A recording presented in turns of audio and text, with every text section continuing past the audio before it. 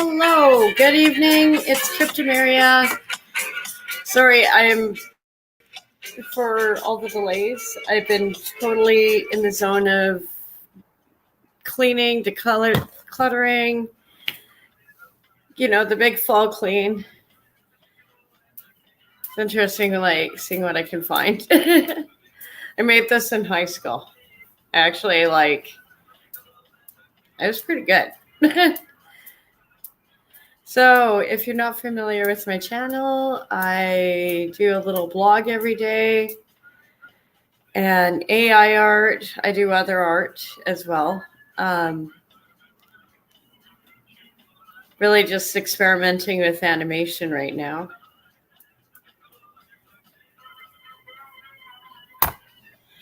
And have a whole bunch of clips to pull up on my blog today. Who's seen Burning Man or not so Burning Man? We're like Soggy Man this year. Although they did have a double rainbow. I'm sure there's a lot of people tripping out that was just like, I don't care about the mud. It's a double rainbow. They're a weird crowd. Yeah. Nothing against Burning Man, good people, but I never really got into the scene. And obviously I love jazz and steampunk, but I kind of feel like I was doing it before they were doing it. Even back in the 90s when we didn't have the internet, or we did, it just was dial up and took a long time, and we didn't even really communities really couldn't communicate the same way they can. There's a part of me that misses those days sometimes. It's like, I went out with a guy, and him and his best friend, they did the whole trek. They still part of the scene. Friends from high school went down, but there was always sort of a gap between us because you're not a burner. You're not part of the tribe. And it's like, I don't know. I'm kind of a lone wolf. I don't know if when you see the chaos. Yeah, I think I have a whole bunch of clips that are just, I almost thought I'd overdo it today because everyone and their dog is talking about it. But, and part of me feels it's disingenuous. It's almost like they are using this disaster to distract from Hawaii. And I like how this animation turned out. I think I need to develop it more to get it like a full animation. I'm excited where some of these are going, but it takes so much data and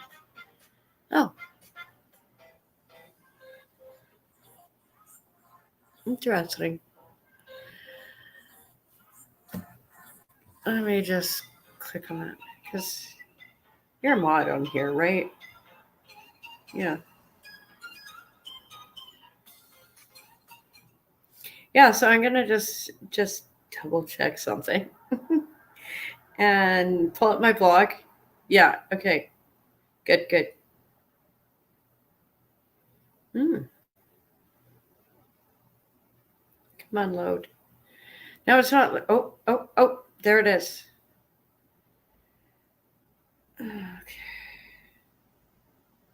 Okay, I'm just gonna bookmark that one for now, add it on to multiple programs I'm using. Some of these I'm going to I've been trying since I think April, and I'm gonna cull the herd next year. Like, there's one, it's cute, but actually, I think I have a lifetime subscription with that one. There's one I don't pay for, a couple I don't pay for, and then a couple like it's like $100 a year for between the two programs. And I almost need like 4 programs just to get all this happening, because sometimes AI just does not want to listen to you. I keep saying it's like training a cow, it's not like training a horse.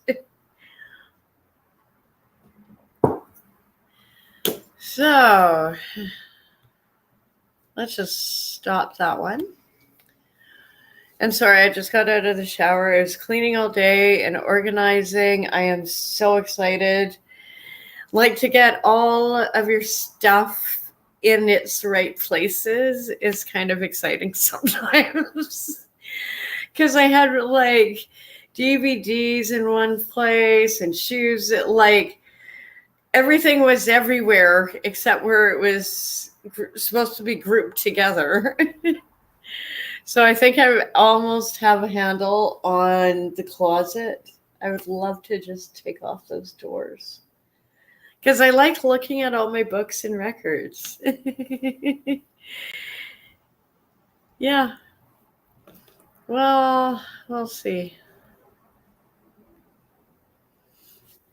Good evening. Yeah. No, yeah, it does bring exactly safe space.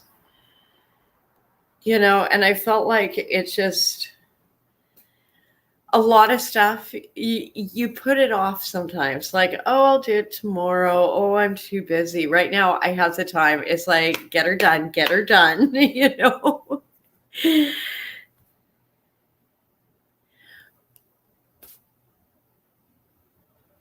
No, it's okay. People feel free to flood the chat. Hello, beautiful day. Good to see you, love. Yeah, so I haven't looked at this in a while. And I did make an animation out of the artwork, and it just turned out amazing. Like, that one, it looks so darn real. Just give me a second to pull it up. I'm so to come out of my artwork. Like, this is all the same prompt. This is all the same prompt. I'll even show you it. Where are you? There we go. So this is the one I used. I did this back in high school. And I never imagined I could actually make like a music video like I just did for my intro out of it. It's something I always dreamed of.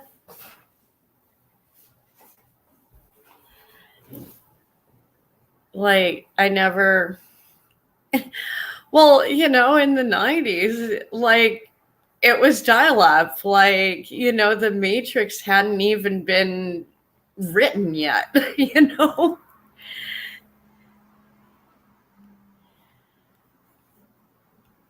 And like, that just like turned out so amazing. And as I scroll, I did do an animation. I'm going to go through my clips first, but I will pull it up. Because it's not quite done. I might actually pull it up tomorrow, because I did one set, and then I did the set that I did the introduction with. It looks so real. Like, how can you not love it? Well, I guess some people are really paranoid about artificial intelligence. And yeah, I'm not looking forward to commuting again. These ones turned out good. I need to work on blowing them up better or whatever. Sometimes it's like I'm going so fast, or I have to go so fast. That one's cute. That one turned out really cute. So to generate like these type of images off of just my artwork is something, it's amazing. And they're all like slightly different, but they all flow together because if you're using the same prompt, it's easier for animation. It'll just distort it a little, distort it a little. You can even take like one, like say you get a like one photo you really love, you can use that one for more prompts, and then it's really amazing. Like it really levels the playing field for, yeah, I don't know when it's going to start. I don't think it's actually going to start. I think we're kind of done. And I played this one the other night. You can either look on my other stream. I'm not going to play that one again. Okay. This one. Sometimes sent you a text that said, I'm on the plane, I love you. And then I went right from texting you to texting another girl that said, hey, I'm on my plane, I love you. To which the lady next to me said that I should be ashamed of myself for telling my wife, who is stored as beautiful in my phone, that I boarded the plane and I love her. And then I pulled up another girl in my phone and said basically the same thing. And I had TikTok up before this, so she said she's got my TikTok handle and she's going to put it out there. So I just wanted to tell you before she does. So if you could go down to the end of the hall and tell our daughter that I will no longer be texting her from the plane that I love her, because I can only love one girl at a time. This is just one more example of how one woman's poor opinion of men can impact a good man. Because that man probably does a lot for his family, and he sacrifices without recognition, which is honestly okay with him. He doesn't need the praise, but it is really detrimental when he experiences the opposite. Yeah, like people are too up in each other's business these days. Like I couldn't imagine sitting on a plane and doing that to someone. Like, no. Ooh. Like when I'm when I'm in transit, I am in my zone. Here's my bubble. I don't care what you're doing. And I ain't gonna like get in your face unless you get in mine. That's just how it should be.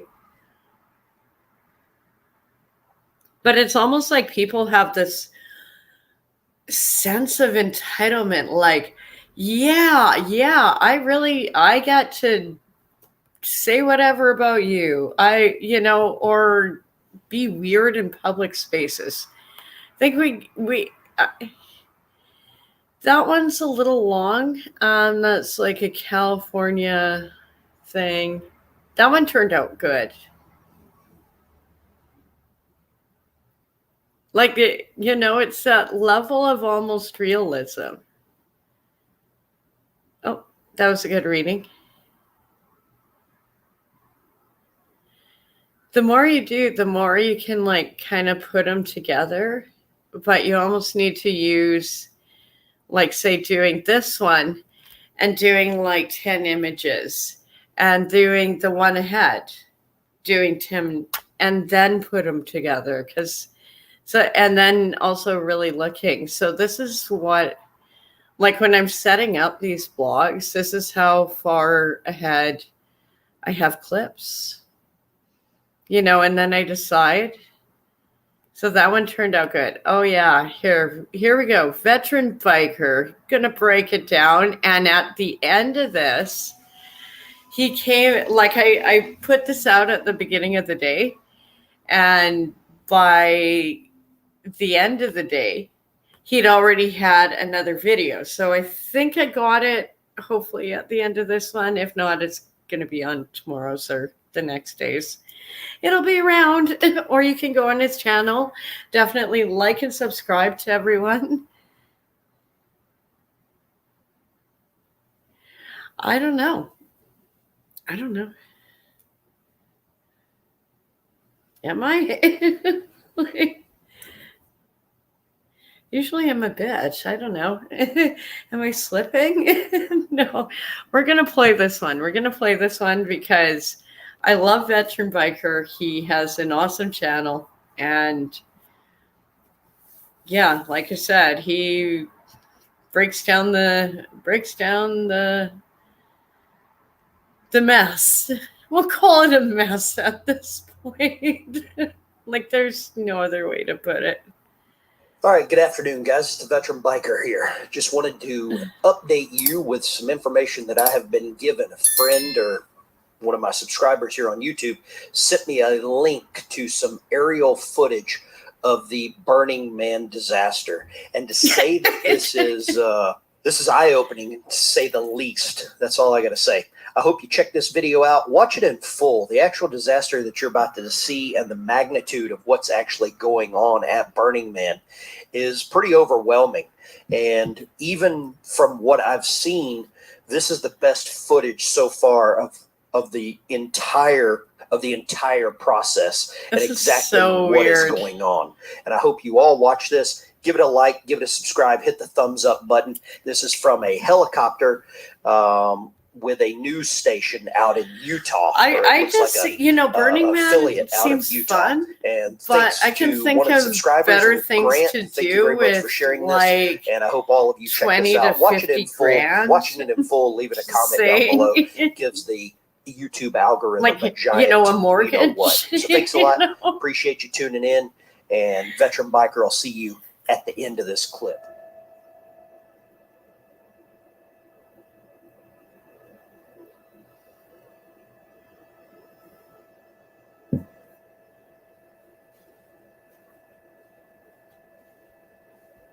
Doesn't that look fun?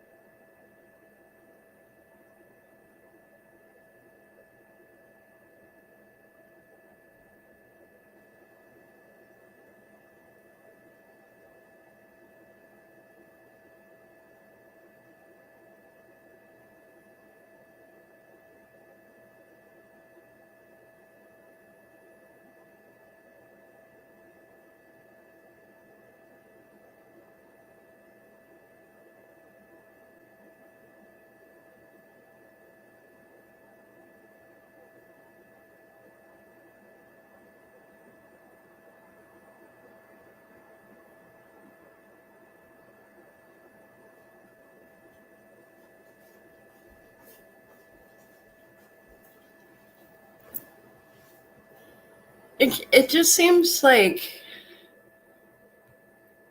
everyone's looking at this, and Hawaii, not so much.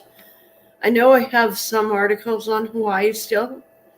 Keep them in our prayers, and hopefully, fingers crossed, Wednesday people can go back to Yellowknife.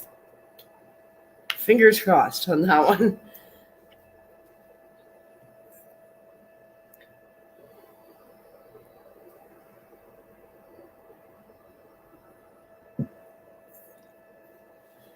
Like, I don't know, it just even like it looks like a cool event, but it's gone from like this cool community thing to this whole massive, like, this is so many people. Like, And a lot of these people, like, who will get on your ass about saying anything about anything. Let's just put it like that. You know, center of woke right here. I'm not saying that against. I'm not lumping everyone in the same, but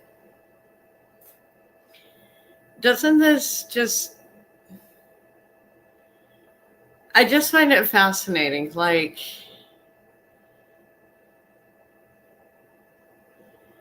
you know, it would have been cool when it was just like, you know, the original first few years where it was only like maybe 200 people.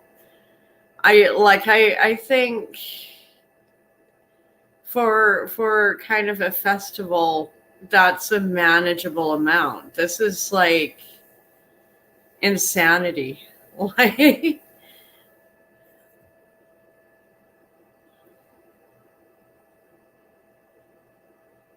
I'm sure that's fun right now. Sorry.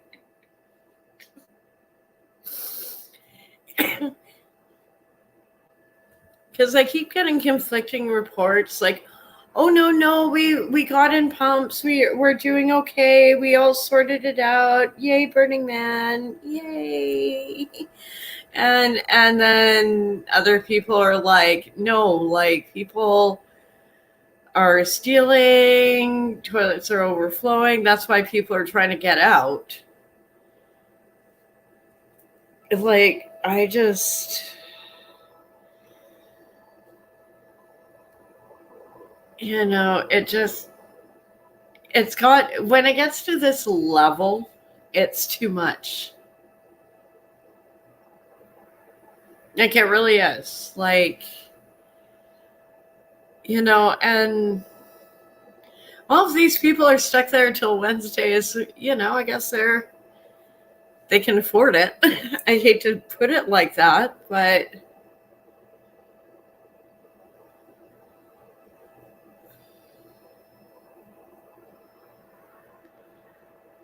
like, I do too, especially the double rainbow. Careful what you wish for. I don't know. And the whole thing with Chris Rock, I'm not even like pulling up clips of him. If I see him up here, I'm like, I don't care. Who cares? Like, it's like, play stupid games, win stupid prizes.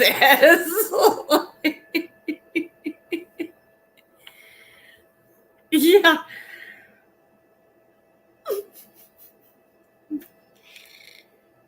Well, that's what it's become when it's like flaunting, you know? And, you know, I hate to say it, yeah, this is a once in a lifetime opportunity. It looks really cool to go to. But for the cost of it, if you put it in a savings account or just even a basic savings account, waited a few years, there's your down payment on a house.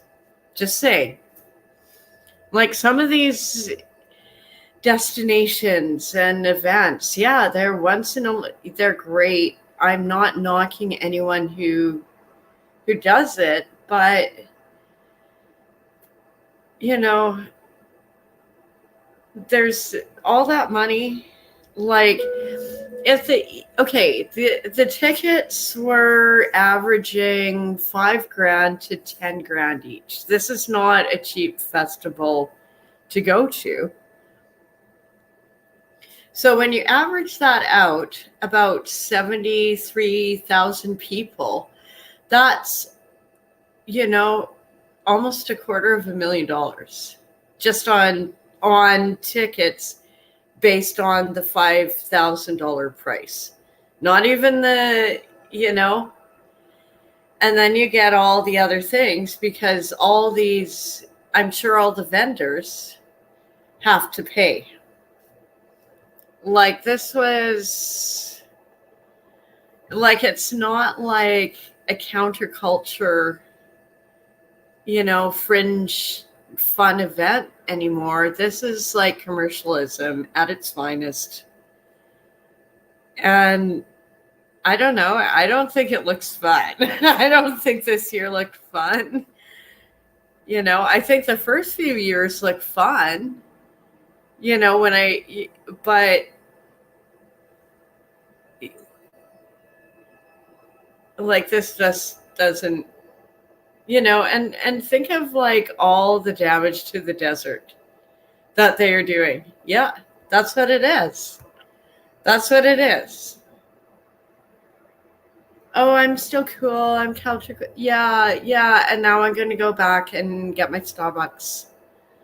And yeah, hopefully my assistant did my paperwork because I might be stuck in this desert for a while. Oh my God. I hope I don't break a nail. Like, sorry, I know this. I'm making light of real emergency. To me, this is going to sound really cruel, but it's kind of like those protesters that glue themselves to something and then the place just like shuts off the light and leaves them for the weekend. Oh yeah, and this is not like regular sand because it's almost like a mix between volcanic ash and sand, like really like playas. It's not like regular sand. Like they say it's sand, but this is not like going to the beach kind of sand. This is more like I dumped a whole bottle of like talcum powder on myself and then dumped water on it. And then a little bit of like sandpaper just for a little fun. Like it's so fine. And when it's not wet, it's like a dust. But wow. Yeah. Yeah. Isn't it great what they're like, all those protesters that were trying to block it? I hate to say it, but like I wouldn't have blocked it. I would have just waited for this and made popcorn. Because this is so much more, yeah.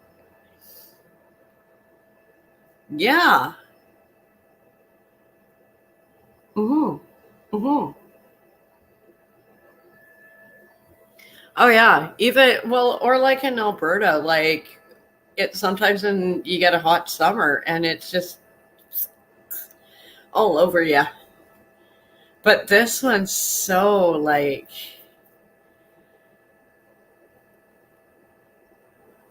I used to have a bag of like the actual dust from it.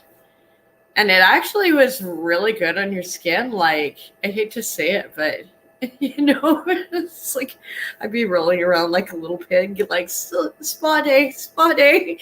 Might as well get my money's worth. Just like coat me in it for like 24 hours. I'll look like I'm 20 again.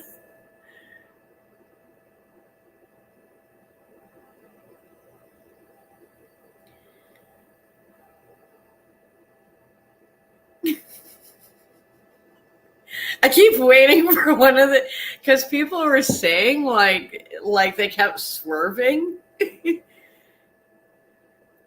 don't really seem like they know where they're going anymore. I'm sorry. It shouldn't be like this is bad. People like it's but when you compare it to Hawaii, like rich yuppies partying in the desert and getting rained out, it's nothing like Hawaii getting like a flash bomb.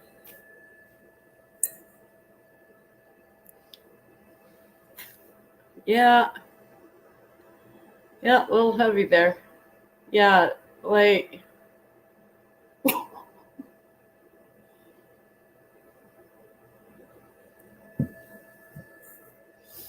you know what? I think that if people shouldn't be able to get insurance claims out of this.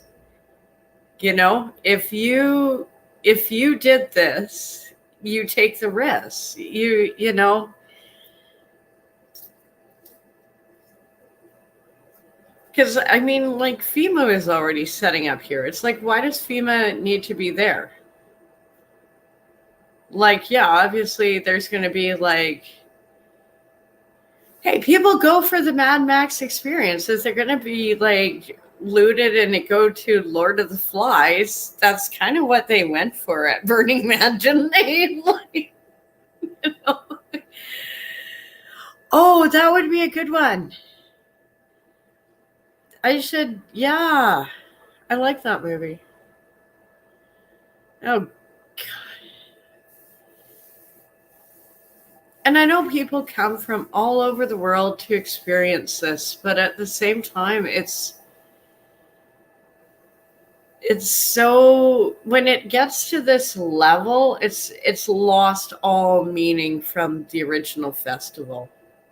Like there's no other like this is bizarre.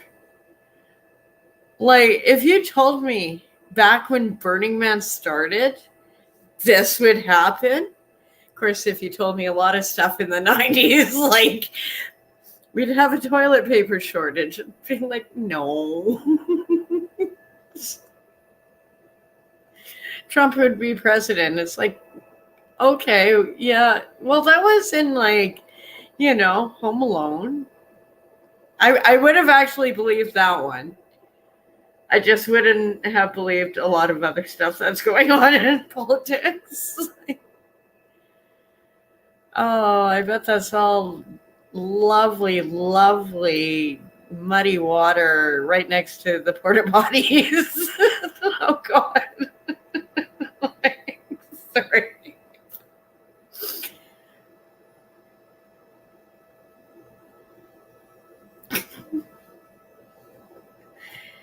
Yeah, someone's having a really bad day.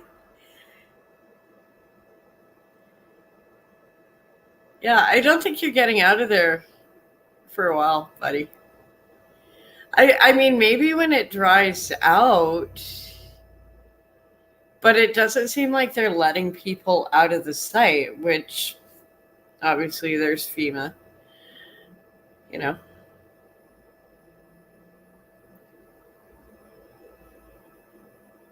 Yeah, some of these guys they're really going for it. No, oh, almost. Yeah.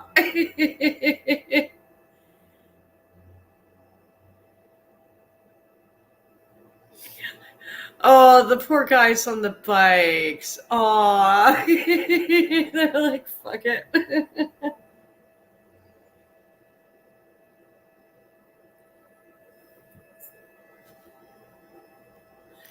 Like, it's not like they're gonna get trapped there.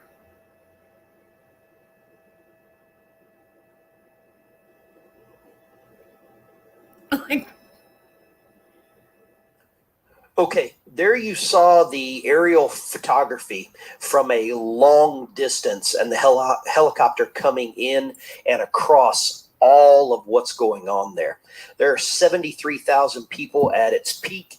Looks like people are trying to leave now. It looks like that is going to be a recovery effort at minimum, and it could take a couple of days to get everyone out of there. I think it's an 8-day event. Tickets are absolute ludicrous, and who knows what kind of return that this will have. I would say personally, if I had been to Burning Man, this might put a bad taste in my mouth, or at a minimum, the smell of shit in everything you own. With that being said, this is a Veteran Biker. Thanks for watching. Hit that like and subscribe button. Join me over on Locals. Take care. Talk to you tomorrow. See you on the live stream Tuesday morning. Thanks a lot. Veteran Bikers out. See you on the road. yeah, I bet that would just be like, you ever been to a pig farm? Just saying. Oh, yeah.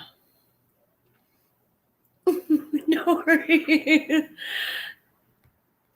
Good ideas, Tom. Because I always like ideas. Because even with my artwork, I need to give it a direction.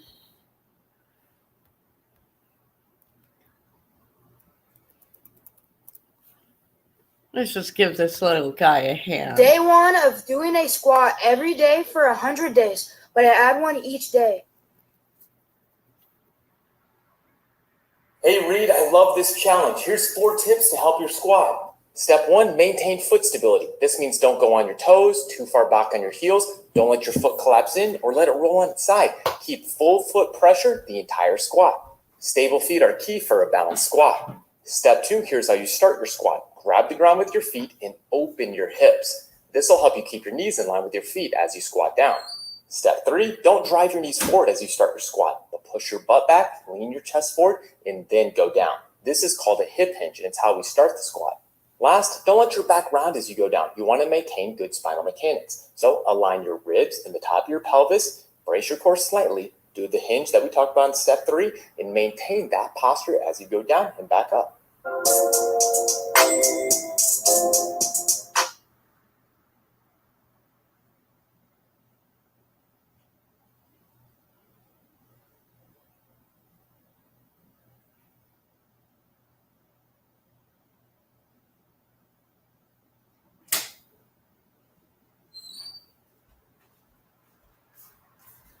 Way to go, kid.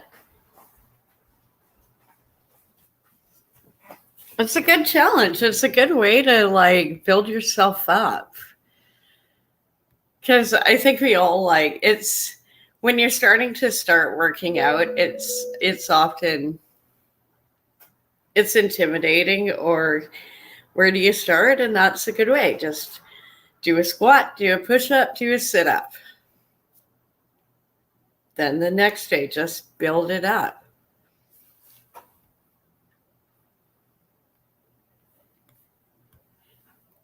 See, I thought that was a cute video. Some of these,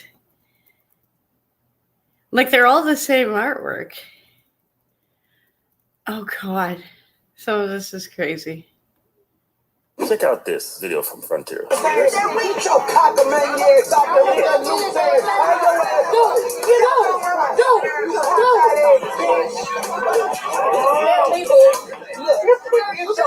Not really sure what's...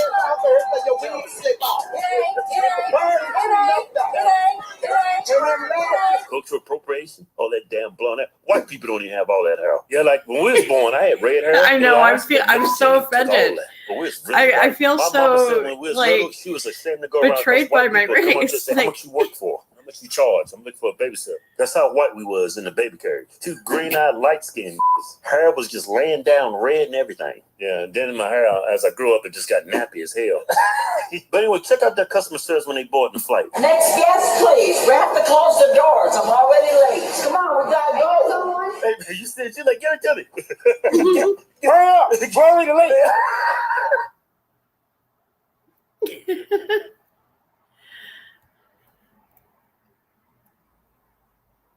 So you can see how it starts to develop more. The animation I made from this was so cute. That one turned out cute. Like, that could be a t-shirt, you know? Oh, wow. Yeah.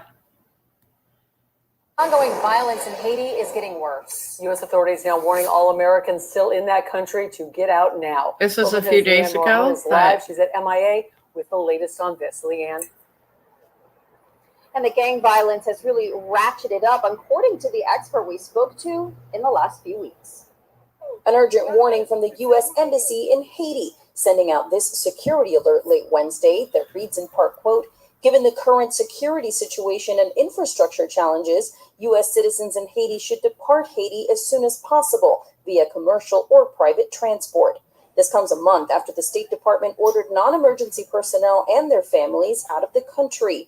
Haiti has been reeling since the assassination of President Jovenel Moïse 2 years ago, which spurred an increase in kidnappings, unrest, and gang violence. The situation on the ground in Haiti, particularly in the Port-au-Prince metropolitan region, which is the largest urban area of the country, has gotten much worse in the last few weeks. Paul Namfi of the Family Action Network movement names 2 particularly heinous incidences of recent bloodshed. There was the massacre in Gulf of Faye, where approximately 54 people lost their lives. And then 5 days ago, there was a procession where people in the neighborhood of Canara, which is just north of the capital, Port-au-Prince, were led by a pastor into basically a procession against gang violence, and basically gang members machine gun them to death. The embassy warning flights from the Caribbean nation are few and fill up fast. And Namfi also points out that as bad as the situation has been all this year, the Biden administration has sent back hundreds of Haitians to the country. In fact, we learn, according to The Hill, that the administration did send a deportation flight to Port-au-Prince just this morning. Reporting live here at MIA, Leanne Morejon, Local 10 News. Wow.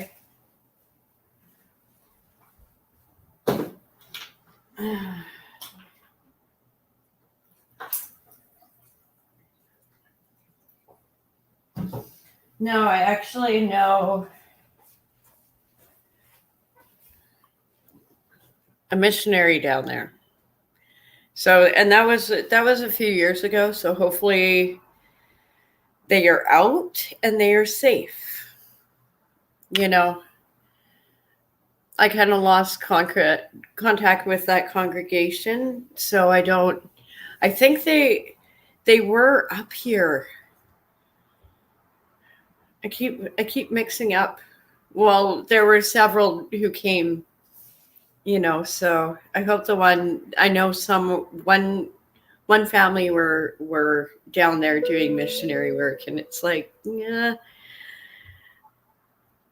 And a lot of our manufacturing comes from there. Probably not anymore. You know, the pandemic and all this civil unrest, you know, it does affect our manufacturing. When I was working in t-shirts, you know, it's like, why can't we, hi Big Dice, why can't we get something? And it's like, well, yeah, they're kind of having a little moment in their country. It might take a while.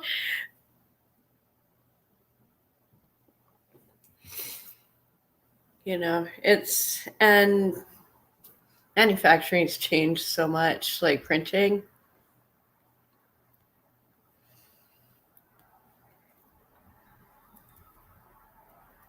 That one's cute. Very like Lord of the Rings kind of. This one I liked just because it was different. Hello, my baby. Hello, my honey. Hello, my ragtime gal. Send me a kiss, my one. Baby, my heart's on fire. If you refuse me, honey, you lose me. Then you'll be left alone. Oh, baby, telephone and tell me I'm your own. Sorry, I just like some of the weird little makeup tutorials. It's amazing how creative people are. Oh, I'm not gonna pull out that. She turns out really well if you want to see it. Yeah, this one's good. What's your sign? What's your sign? I'm a Pisces. I'm a Pisces. Please don't spite me. Please don't spite me. Please don't fight me. First off, this is a very legit exercise. It's called the forearm curl. He's doing an awesome variation using his knees and a barbell. This is going to take stress off the bicep, put it all in the forearm, as well as prevent him from cheating. This is great for building forearm strength as well as preventing injury. To anybody out there, I'd recommend this exercise if you're having issues with grip strength. This will help with beds, pulls, Any back exercise, really. And to this man, I recommend the exercise minding your own business. I love how you say, don't be like this guy. Yes, be afraid. Be very afraid. It blows my mind that people take videos of other people at the gym to make fun of them on social media for likes and attention. Be better than that. Mind your own business. Good advice.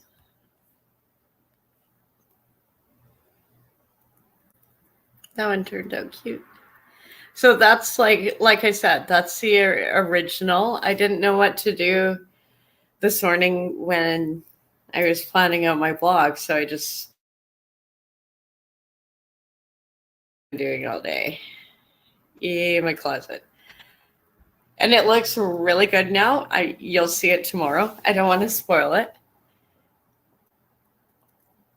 And then, oh good. It's good it's not loading. Okay. We're loading. Yay! It's a good thing that one didn't load. Yeah, let's just say the closet does not look like this anymore. Like I said, wait for the after before you start hating on me. When I started, I basically kind of thought like, I'm just going to like pull everything out and then put it back. So basically, you saw it kind of in the halfway point where half was on the floor coming out and half was like still needing to come out. And then I like dusted all the shelves, all the, baseboards and reset it up. And it's awesome. Maybe that's why I'm glowing because, girls in clothes, if we like...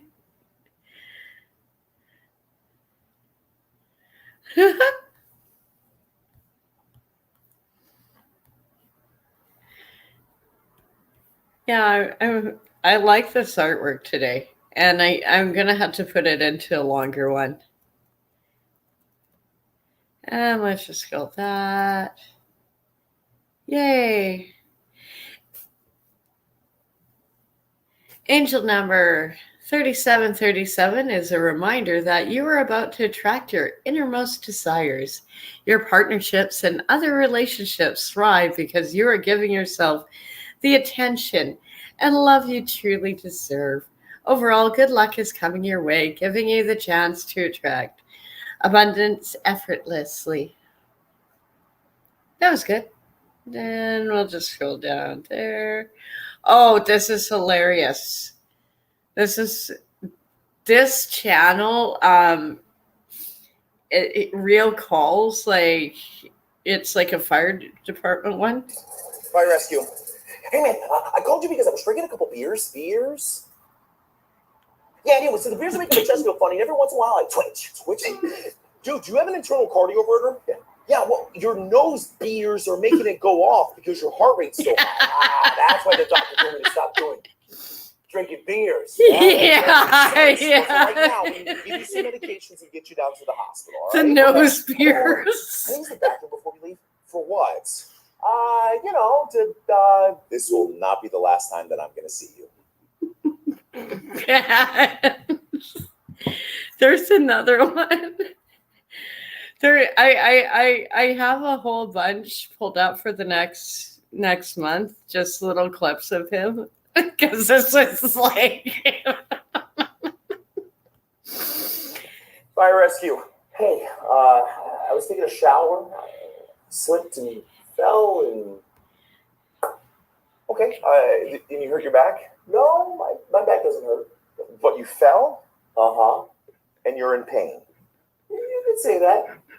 Okay, I'm a little confused here. There's a soap bottle in my rectum. Like the whole thing? The whole thing. And you fell? Does it really matter? No, it doesn't. Does it really matter at this point? He's hilarious, and he's actually like a real paramedic. It's just, and if you've been a frontline responder, I think that's why I find it hilarious, just because it's like I can relate to some of it. Like, yeah, people are dumb. People do dumb things. Okay. So this was a weird, I think people are familiar with this. Like, why does Bill Gates have a mosquito farm? And this one is saying like, oh no, they don't. But he has videos. Like, he has actual videos of himself promoting his mosquito farm and saying how good it is for humanity, like Dr. Evil, like this,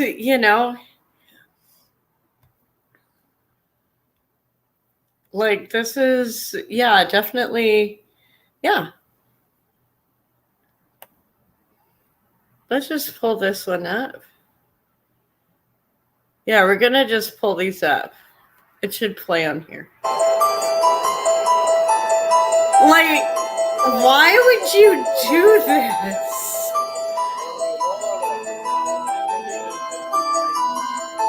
I know. This is just a bad idea. Like,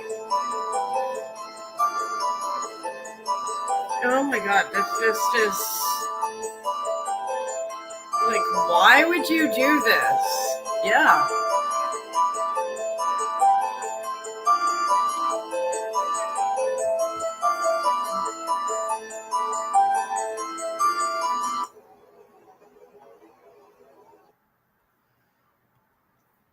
Well, and I mean, I've seen the videos where he's like bragging about this project. It's on his website. It's not like a big conspiracy theory. It is like you can literally look on his website. And they're trying to say like, oh, they didn't pay for it, but he has a video of it.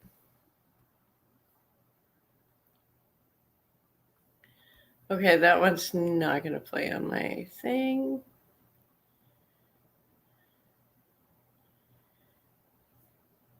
Okay, I'll just do the audio. Mosquitoes in the United States. The mosquitoes will be released in The Environmental Protection Agency has cleared the release of 2.4 billion genetically modified mosquitoes in the United States.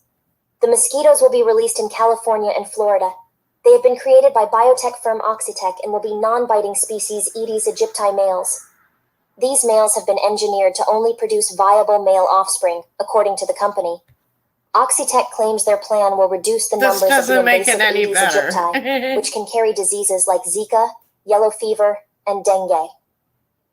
The Environmental Protection Agency has cleared the release of 2.4 billion genetically modified mosquitoes in the United States. The mosquitoes will be released in California and Florida. They have been created by biotech firm Oxitec and will be non-biting species. Okay, there was one, I don't know if it's on here, but the guy, like, I don't know if it was real or fake. You never know. He literally, like, picked a mosquito, zoomed in, and it had a little coat on it. Like, I don't know if this was, like, staged AI. Like, you never know these days, but...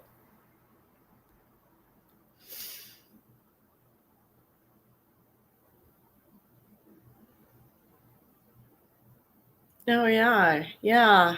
All of that. This is funny. America is so racist. Europeans developing new types of racism, previously thought impossible to achieve, after seeing a Romanian.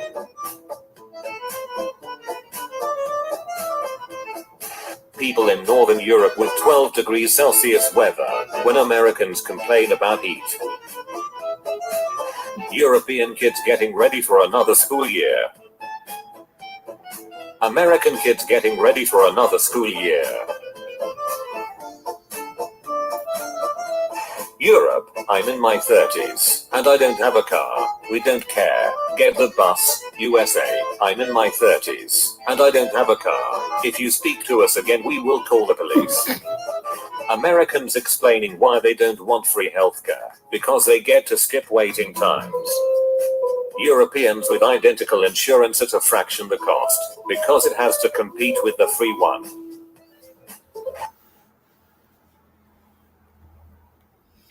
Okay, that wasn't as good as I thought it was going to be.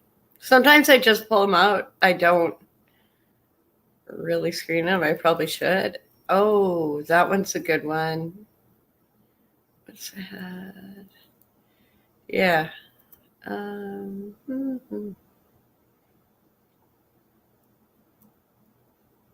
Yeah, this is. Here's some meat. I will not stop until we know the truth. Recently, I came across this lady. She is speaking the truth on something partaken to Oprah. You're so concerned about what's happening in Maui that you somehow managed to hire a private firefighting team to protect your land before the fires started. You're so concerned about what's happening in Maui that instead of taking some of that land and housing even a small portion of those displaced people, you've hired a private security team to keep them off your land.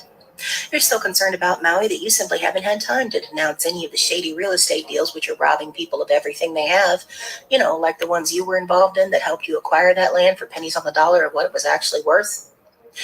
You're so concerned about Maui that instead of taking what would amount to a year's salary for you and 4 or 5 of your billionaire friends, which could be used to rebuild the entire place in a matter of months, you're jumping on social media and asking the American public, most of whom can't afford to pay their rent right now, to do it for you. You're so concerned about Maui that it's more important that you get social media points than that you help. The truth is, you two ain't concerned about shit. Because if you were, you would come on right now, call out this current administration, and talk about how all of our American brothers and all of our American sisters in Maui have been left behind. And that's all I've got to say. She said it all. If you really love these people as you claim, why not even keep some of the people that are stranded or in hotels in one of your homes, to prove the kind of love you are professing on social media? There are a lot of things she has outlined on this short video, and I see it to be vital and very important. We should take an exclusive look into all this. And this man said it all. Why can't you call out the government that they have abandoned these people? The People's Fund of Maui. You're about 3 weeks too late. So let me get this straight. You created a fund that can be a tax write-off for you so that I know I played this last can night, donate. but we're watching it again. What are you donating, Oprah? It's important. What about your 2,000 acres in Maui? Are you going to give some of that to the people who are literally having the land they own bought out from underneath them by the government? And guess what? There already is a People's Fund. You see, the past 3 weeks, when people like you, the billionaires of Maui, along with the government, FEMA, and Red Cross, didn't step up and help these people, they created their own fund. We have their Venmos. You can go to the link in my profile to see. Why would we give our money to someone that has $3.5 billion? You can help all these people, just you alone. But no, instead, you're probably going to buy up more land, aren't you? Like I said, you're a little late to the game. While you were posting pictures at Beyonce's concert, people were grieving their loved ones, trying to figure out where they were going to spend the night. So, Oprah, I think you need to dig into your own pockets, maybe offer someone to stay at your huge estate, help some families in need, and do the right thing. How about use your celebrity status to bring attention and awareness to the fact that complete corruption is happening right now? Everything from the sirens not going off, not having the water working to put out the fires, having police barricades to where people couldn't leave, the fact that there are 2,025 school children unaccounted for right now. Why don't you spend your time doing that instead of making these cute videos about your fund? Yes, initially, when this started, 1 week after, I saw Oprah showing up with cameras to film these people. They were all rejected. They had to stay outside with the cameras. A lot of people actually got angry with this. People out there, they need privacy. You must not come with cameras, to film every person sitting in there. 3 weeks after, we are seeing this. She is now advocating on social media people should contribute money and is getting this kind of backlash. It is to tell them one thing: the people are awakened, they see the truth. Aloha. Kipuni aloha no Maui. This is our day to embrace beloved Maui. We are having a statewide vigil today here on September 1st, day 24 after the crisis. So we'll pray for those we've lost. We will comfort each other. We'll heal. We'll take action. FEMA has now got 12,175 verified applications to take action on. There's over 1,000 personnel from the government to support. We have hundreds of Red Cross helping us. 5,016 people in hotel rooms, another 1,100 individuals in Airbnbs. This will be the process where we get people into Airbnbs for up to 18 months. That's going to be our plan. You can see that there's more assistance going in. The fatalities remain at 115, and that's why we pray today. That's why we pray. Beyond that, I want to tell you, I will be advancing significant resources to supplement the humanitarian work that's already coming from some of our celebrity individuals and people that care deeply about Maui. I intend to authorize about $100 million as soon as possible, and business grants. We're looking at a $30 million grant program to give people to sustain their economic survival for the good of all the people of Maui. Very hard today. We're suffering. Aloha. What is going on? You cannot fool them all the times. She thought maybe just showing up or doing this should be praised, but instead she saw a different life story. It is to tell them one thing: people know the truth on all these. If they have not been talking or they are silent, it doesn't mean they don't know what is happening. It is high time they realize that they cannot deceive us every single time. This lady, putting out this video on social media, I actually appreciate them because it brings out the truth that people don't see. Reason, sometimes I see it vital, to react on this video, share some live so you can see exactly what is going on. Is damage control. After you appear with Oprah, it is disgusting. 10 million, dude. What are you thinking? I want you tell the poor to step it up. You should be ashamed. Yeah, it's another idea. We want you to dig deeper into those pockets that were made possible by the little people. You will be nothing without the love and support of the average persons that fight every day to live in this corrupt world. Is holding on to your 800 million going to buy you internal peace and happiness? Stop telling us what you want us to do and do it yourself, since you are more than capable. And by the way, stop lying about a wildfire. In case you don't know, most people are awake and don't buy that bullshit anymore. You can actually conclude what this woman is thinking. She have a different mentality pertaining to this fire. Not only her, there are millions of people. They have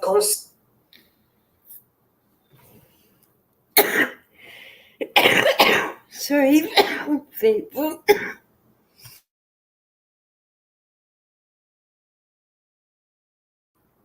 Damn, those things are strong. I'm not used to vaping. I keep trying to get back into it, and I'm just like, that was so cute.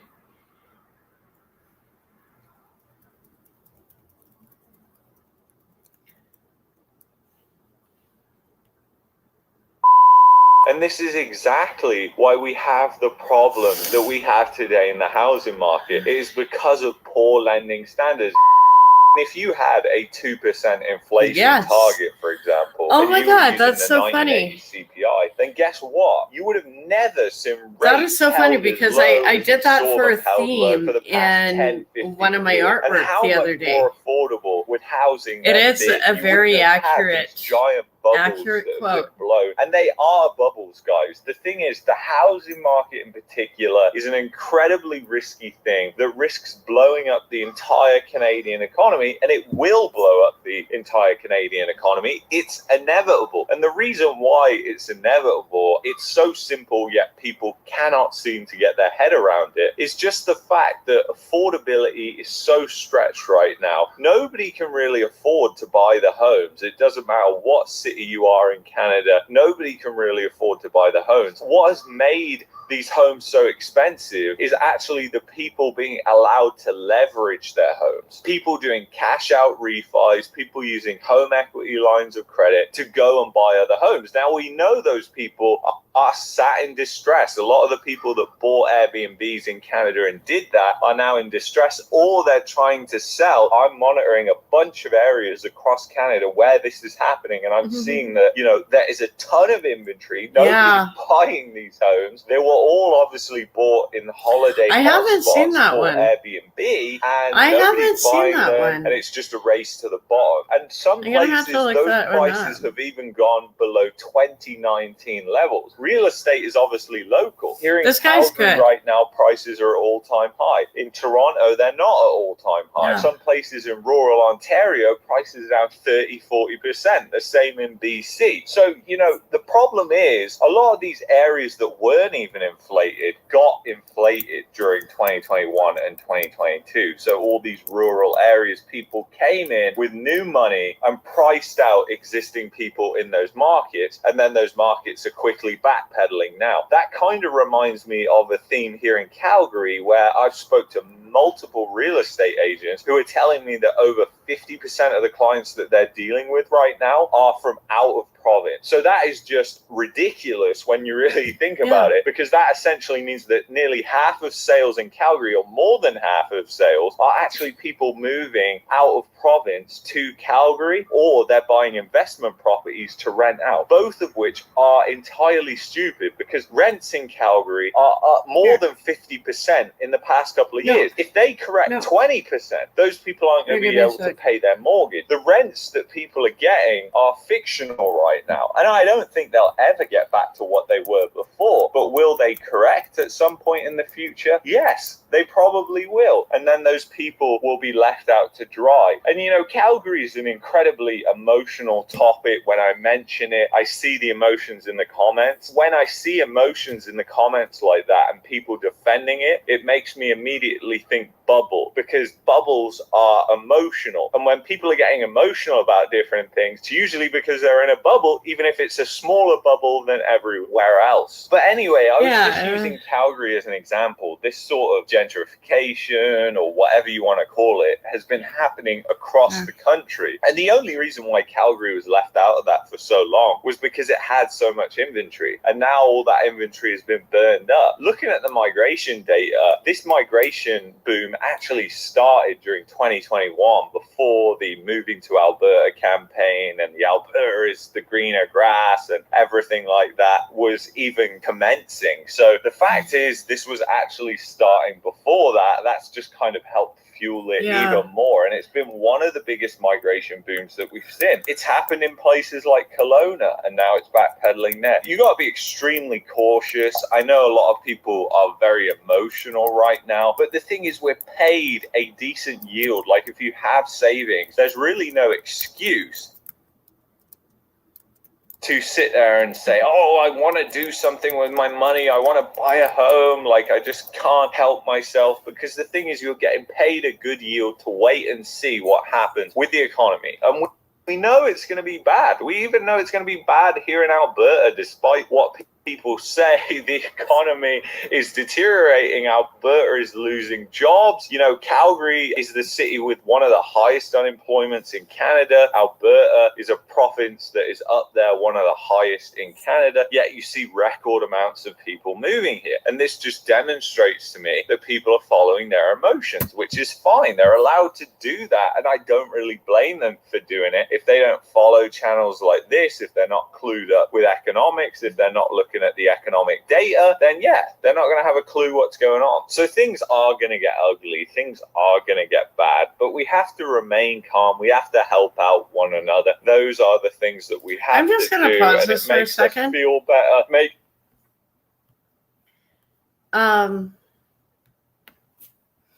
My family was from Calgary and from Edmonton, and you know, and I still have her couch and the wicker furniture. I'm gonna do a total restoration on it, so it'll be all like nice and plasticky for the next 100 years. You know, they'll be like, who is this crazy ancestor? It'll be wonderful. Yeah, but when she moved there, she could look out her back door and see like teepees. And here's this like little British woman, you know, like she's already really out of her comfort zone. Like, just, I think even the silence, like when you go from a big city, like, or, you know, Liverpool would have been a really big city compared to Calgary at the time in World War I.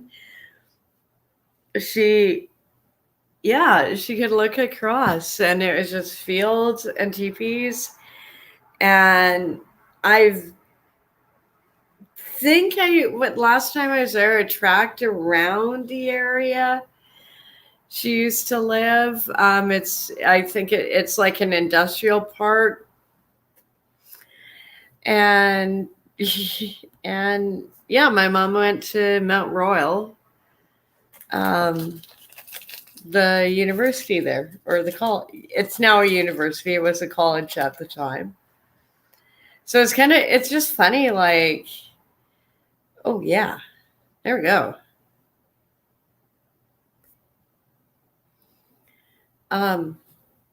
Yeah, it was just funny going there and just imagining it like over generations. I feel like that in Edmonton and even a little bit here. It's just,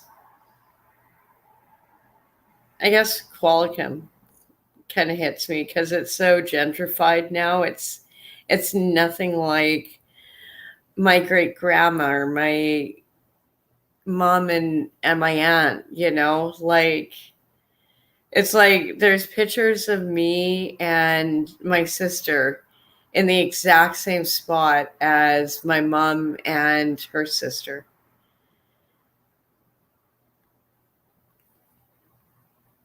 Makes us happier, it makes us better people. I mean, with our move that we just did in Calgary, we gave away a lot of our stuff, and a lot of our stuff that we sold was sold at rock bottom prices, and we sold it mostly to people moving here from other provinces, believe it or not. I cannot tell you how many people I've met who moved here from other provinces, mostly BC or Ontario, and it's kind of interesting, their perspective. I'm always asking them what they think. I'm always asking them, you know, whether they got a job here, and most of them did. And it's just kind of crazy when you really think about it, because if you actually had an idea what was happening with the economy right now, there's no way that you would make that sort of move. But what I think is even more crazy is that the banks will lend. The banks will lend to somebody, first-time home buyer who's just moved to Calgary, who's been in their job 3 months, you know, they'll lend to them. They will honestly lend to them. If they've got consistent employment, good credit, they're going to lend to them. And even though you and I can see how risky that is, the bank knows how risky that is, they're still going to do it. And it just shows you how the lending standards in Canada have gone down and down and down over time. And this is exactly exactly why we have the problem that we have today in the housing market. It is because of poor lending standards. And I know people will point to different things, but the fact is, when you look at lending standards and when you look at what has happened to affordability, it becomes obvious that the lending standards had to drop in order for that affordability challenge to be met. Because if people cannot afford the homes, how on earth are they buying them? And a lot of the time, it's leveraged equity through cash out refis, home equity lines of credit, or the bank of mom and dad. So anyway, I think this obsession with real estate in Canada is going to end in a miserable, miserable place. It has sucked up so much business investment money that it is just an absolute disaster for the economy. Nobody wants to invest into the economy. People just want to invest into the real estate Ponzi. And it's kind of built up this ugly, ugly economy here in Canada, where it's no wonder that per capita GDP has been in a recession since 2022, and soon the labor market too, and soon the economy as well. GDP is not my favorite number,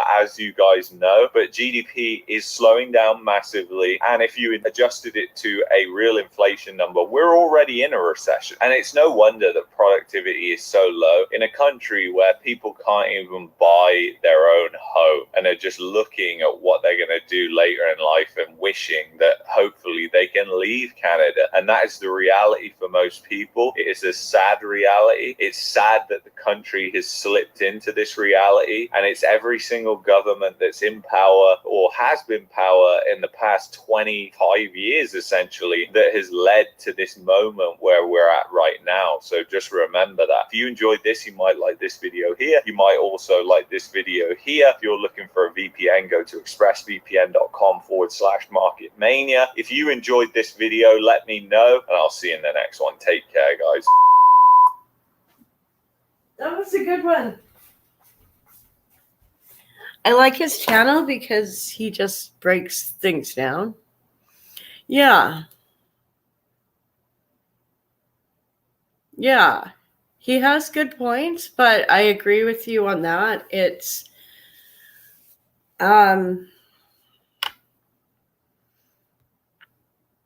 obviously by his accent, I don't know if he's local. Like, and I'm nothing against people who immigrate, but you do not understand Canada. Like, we already went through this with one Trudeau. We're going to fix this country, and then it'll get destroyed again. That's just how we'd like to roll, and I'm just really, really hoping that Pierre is sincere that C11 and C18 will get repealed, because we cannot have that kind of limitation of free speech in a democracy. We are a democracy. Yeah, pretty soon we'll check. I was going to say, Chucky off the coin. Say that three times fast.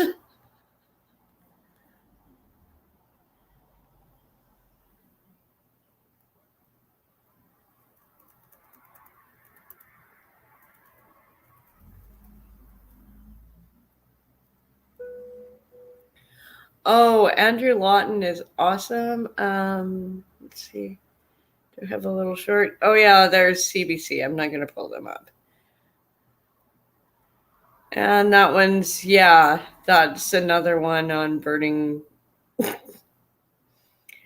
Okay. Now, see, that one, I pulled up one of his earlier ones. I'm going to pull up that one after this one about Alberta, because this was, Andrew Lawton is awesome. We need more journalism like this. You're tuned in to the Andrew Lawton Show. I actually would love to not have to talk about COVID. I would love if this didn't loom over our heads. So as would much the as it rest does. But of this is still us. an issue that is continuing to rear itself. For example, I mentioned the I court hate it. cases in Alberta Never comply that again. have Just had a bit don't more do it of again. a positive Just- outcome. But we next need week to- we have we Tamara can't. Leach and Chris Barber, two of the most Can't do prominent another faces round. of the Freedom Convoy, going to a criminal trial in Ottawa that is scheduled for 16 days, but because there are a couple of breaks in there, it's going to go for the better part of a month.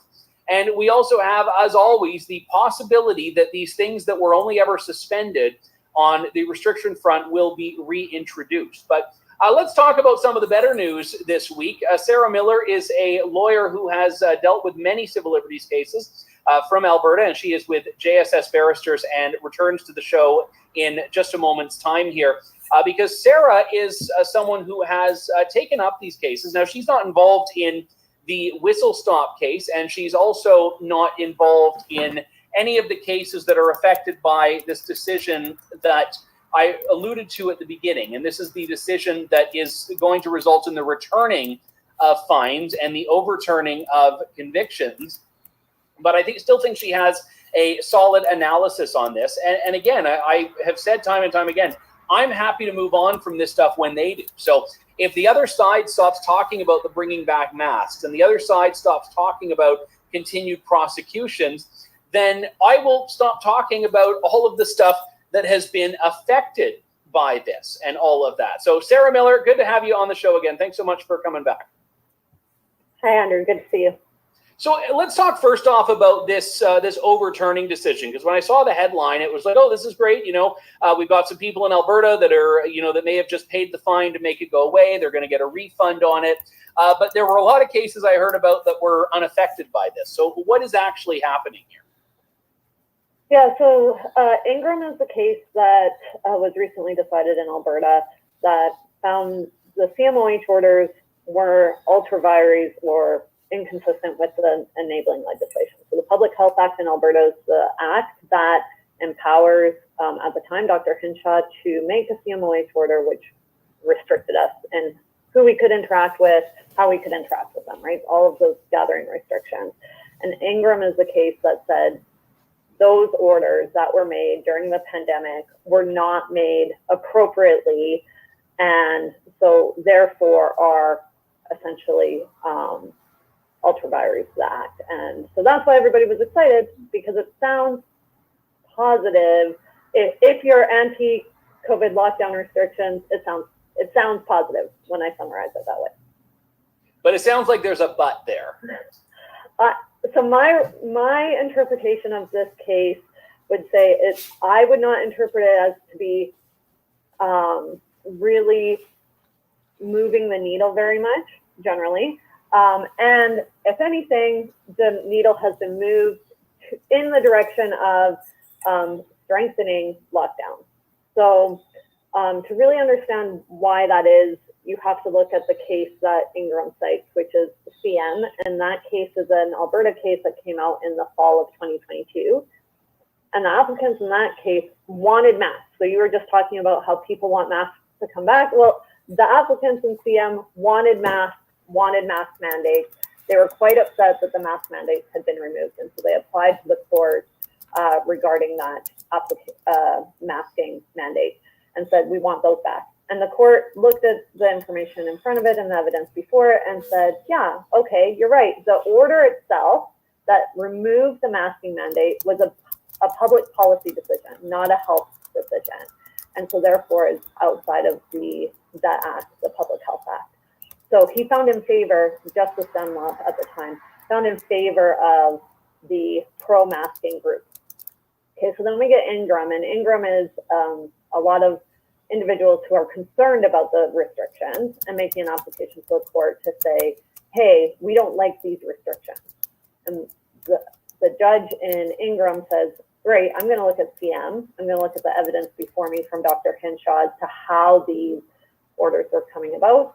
And the judge finds that there's too much interference from cabinet or elected officials and their public policy decisions on a health mandate. So the The result of this is that now the CMOH, the person in charge who's authorized under the Public Health Act to make lockdown measures, doesn't have to listen to our public officials. So we elect public officials hopefully to represent us and represent our interests. If we elect somebody in Alberta, right, Premier Smith has been elected, and if the majority of Albertans want Premier Smith in power, that also probably means that they want some of her public policy decisions. Not obviously not everything, but some, at least some. And now if there's another pandemic, the CMOH does not have to listen to cabinet, does not have to do an iterative process with them. And in fact, if the CMOH does take into those public policy decisions or interests, that will be found to be ultra-vires act.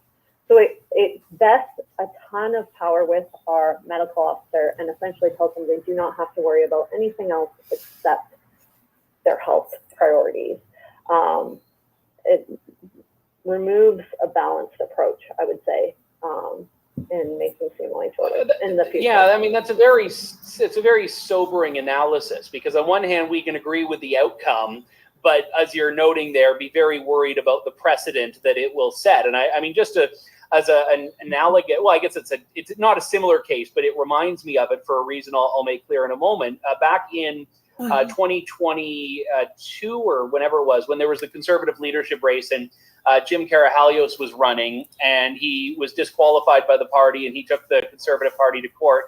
And the judge said, yeah, the party didn't follow its process to disqualify you, and we've overturned it. And then the next day, the party says, okay, great, now we'll follow the proper process and disqualify you. So it basically establishes the way to do this in a way that will be a bit more ironclad. And I am very aware of the fact that this was not a case that was decided based on any constitutional implications or any freedom of speech, freedom of movement, freedom of association. And on those issues, am I to understand that not a single court decision has really established that lockdowns and restrictions are not saved by Section 1 of the Charter, the reasonable limits part? Yeah, so across the country, we have decisions on BC, Manitoba, Alberta included, Ontario. All of the courts have essentially found, yes, there might be Section 2 violations, all saved by Section 1, and including Ingram in the sense of there was arguments in the alternative to the public health analysis I just gave, and the court provided, half of its decision is in obiter as in the alternative. Let's talk about the constitutional issues, and the government, rightfully so, admitted that there was Section 2 violations, and the case came down to Section 1, and the court said if these orders were valid and implemented appropriately, they would have been saved by Section 1. So even though the court didn't have to go there, it decided to make a determination on Section 1. So it's not helpful. Looking at some of the developments this week, I mentioned Chris Scott with the Whistle Stop Cafe. We also have James Coates of Grace Life Church, Fairview Baptist Church as well. I believe that was Tim Stevens, if I recall correctly. Are these cases and the fact that charges have been withdrawn here, is this flowing from Ingram, or is there something else going on here? Yeah, so as you noted, I'm not really involved in those. I'm just observing from the outside like everyone else. But my understanding is that is the outcome of Ingram. So that would be from a constitutional perspective, a pro-libertarian perspective, that would be the positives of Ingram, is that it did result in this uncertainty as to whether or not any of the CMOH orders were implemented appropriately according to the decision in Ingram. And since the Crown is obviously not sure, it seems to me like they've decided to stay or withdraw all of the outstanding charges. I know we have coming up next week the criminal trials of Tamara Leach and Chris Barber. That's going to be one that we're watching here. But on the civil liberties front, are there any particularly novel or unique cases that you're still keeping an eye on that you think could actually perhaps have a bit more hope? So I'm not aware of any outstanding right now. There may be some in some of the provinces that I don't track. I think that my own case, the Pawlowski matter that arose out of the Coop border protest is going to continue to be interesting. So Mr. Pawlowski has been convicted of mischief for speaking at the this is protest, political. They are political prisoners at this point. And it engages some Let's just interesting call it what it is. constitutional rights, which tie into constitutional COVID rights. that, No, we don't have the those anymore in Canada. Wake up. protesting lockdown. And that we anticipate will be, the conviction will eventually be appealed, and sentencing is happening later in September. So I think that one will be interesting. I think the CM case that I noted earlier, the one where pro-masking groups had applied to the court, that is under appeal. So it'll be interesting to see if the Court of Appeal makes the same determination regarding the structure and how a CM order should be issued. But there will obviously be some time before that decision is released. Yeah, and I mean, obviously, certainly as a lawyer, you have to, keep a level of hope alive. And I think as a Canadian, we all have to keep a level of hope alive. And I've heard some people say, oh, yes, and, these things will go to the Supreme Court. And then I'm like, just read the interviews that the Chief Justice was doing about the Freedom Convoy. If you think that the Supreme Court is going into this without its mind made up in some way about this. And I think this is the big problem is that we've seen here is that once the jurisprudence, as we've seen, has basically established that government had the latitude to do this. Well, it's getting out there. It's very easy to see how that latitude expands and expands and expands. And all of a sudden, I mean, even something as draconian as the Emergencies Act becomes within the ambit of, oh, well, that's, legislative purview and all that. That's government. That's their responsibility. But when it's flipped and you have governments that are trying to do things to restrain, we never should have had the emergency. Then all of a sudden the courts are also, reading so much in and saying, no, we don't give you deference. Ironically enough, I have a lot of faith in our mask. Court of Appeals and our Supreme Court in Canada. So to the extent that any of these warrant going to the Supreme Court of Canada, and some simply do not, we have a very overburdened system, and currently we don't have lockdown. Isn't this sort of like what you wear before you rob a bank or something? Like, it's not going to protect you from COVID. It's going to protect you from, like, But I do have a lot of faith in our Court of Appeal and our Supreme Court. Like, really? I do think that those that make it. I bought a bun at Halloween, and I just saved them. I'm like, okay, well, I might need to rob a bank one of these days. Like, I don't care about COVID. Really, I care more about inflation. All right, Sarah Miller of JSS Barristers. Thanks so much for coming on. Thank you, Andrew. That was good. Thank you, True North. At www.tnc.news. And, he gets... That was awesome. That was good. I think everyone loves True North. Or if you're watching my channel, you probably do. If you don't like it, there's other channels. There are millions and millions of other videos you can watch. Yeah, like I said, CBC... More Burning Man. I might pull up that one, but this one. Yeah, let's try this one. Do you see any kind of value in looking into potential compensation for anyone, disadvantaged through COVID, whether they were mandated out of their jobs or injured by the vaccination? There's a process for people who are injured in a medical procedure. There's already processes in place for dealing with that. In terms of the vaccine mandates, I acknowledge that it was a challenging time for people, but they ultimately made their own choices. We didn't get choices. It was like, you do this or you don't get a job. I don't know. The Royal Commission can look at whatever it wants Food? in regard to the COVID response. Like, a lot of people, I commend anyone who held out against. Well, ultimately, it's a Royal Commission, so it's not my job to direct them. Who held out? Like, sorry, which everybody can see, and it's certainly I kind of wanted to. I was worried about jumping the border, and at the time, I didn't care. I was like, okay. That's correct. Yeah. Dr. Bonnie has nice shoes. She can't be that bad or evil. And then I read her emails. That had to be released, court ordered. If you have to have your emails released by a judge in a court of law, you fucked up. Okay? You fucked up.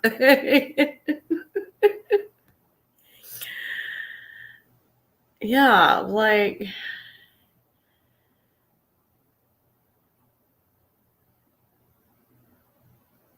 something's on the wind. Like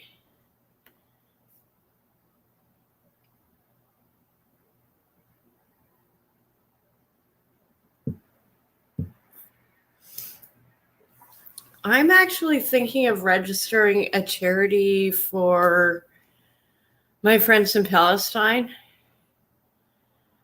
Just if I can, like, I'll, get them all into one group, because I know, like, I think I got everyone, and then I'm like, who am I missing?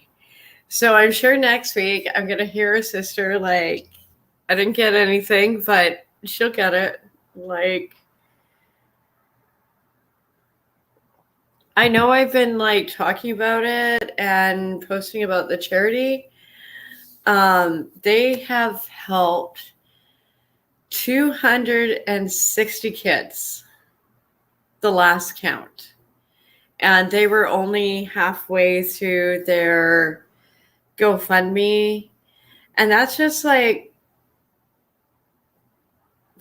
people like me. Like, I can only give you like $20. Sorry. I wish I could help you more. But when it helps, like $20 in the United States is almost around 80 in Gaza. So and they, and I know where it's going. I don't ask for pictures of kids. Sometimes I get them. Other times, like, I know where it's going. They did a project. Oh my God, I got to tell you about this before I go on to the next clip.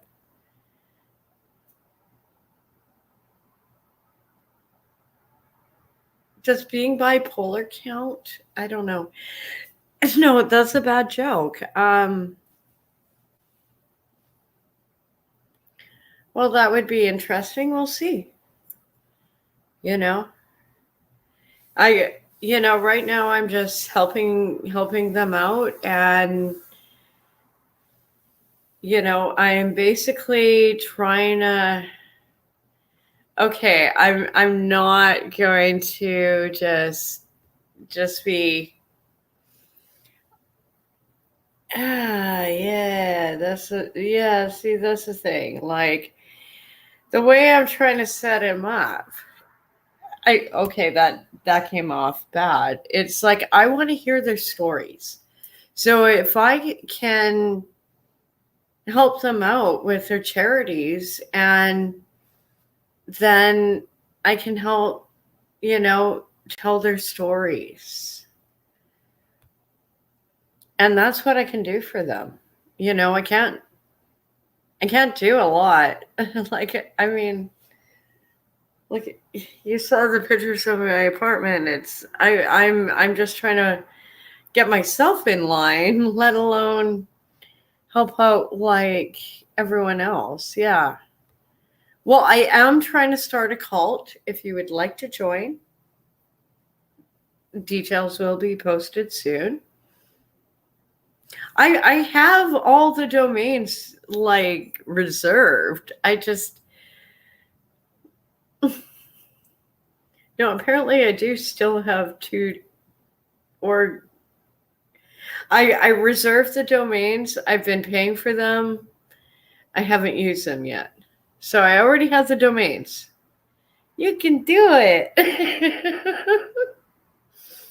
Okay, let's go back to clips. But no, and I showed pictures on one of my streams. What they did with their last fundraising campaign was, they bought fans for people, which is hard. I'm thinking of talking to the organizer about getting solar panels so that people can charge their phones, because in the Gaza Strip, it's kind of spotty when you get power. So having like a little solar panel, even though sometimes it's dark, you know, especially it's very, very, very tight quarters. But there's ways to do it. And I think doing a project like, you know, there must be a way to, like, I know a lot of them are connected, like they're online. It's not like they're in caves or anything. It's just they're in a war zone. So if they have something like a solar panel, they can keep their phones going, keep in contact with people, also keep children's lessons going, like even just keep entertainment going, like keep it normal, and or any other appliance. Like some of the ones I've been trying to look at models, I'm, you know, for, you know, and even try them out myself. Like Vancouver Island, it's so dark. So, you know, if these can charge in winter, then, you know, they can help, because I don't want to like recommend stuff that will not work in their environment. And I'm going to pull up some more clips. Can't remember what I even put on here. Oh, is that it? Yeah, read more.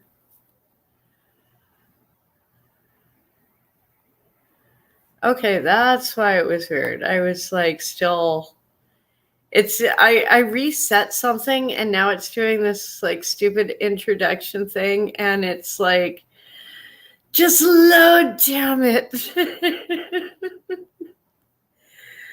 Come on, Betsy. Yeah, I was like halfway through. And those. I find the images help me remember where I was in the clips. I almost want to play that fireman again, just because that's okay. This one is an awesome one. Now, moving along, journalist and friend of this show, I don't know if you like Sky made News. His mission to uncover Antifa, I'm jumping around a bit. Group who comically And I also got to change my laundry app. They are nothing of the sort. Their plans are to intimidate and destroy. I got like 2 2019, done Andy today. was covering a protest in Portland, And then they when can he go on was the balcony assaulted by tomorrow members to of dry up. Rose City Antifa. It'll be great. Just have a look at what they did to him. 1 minute.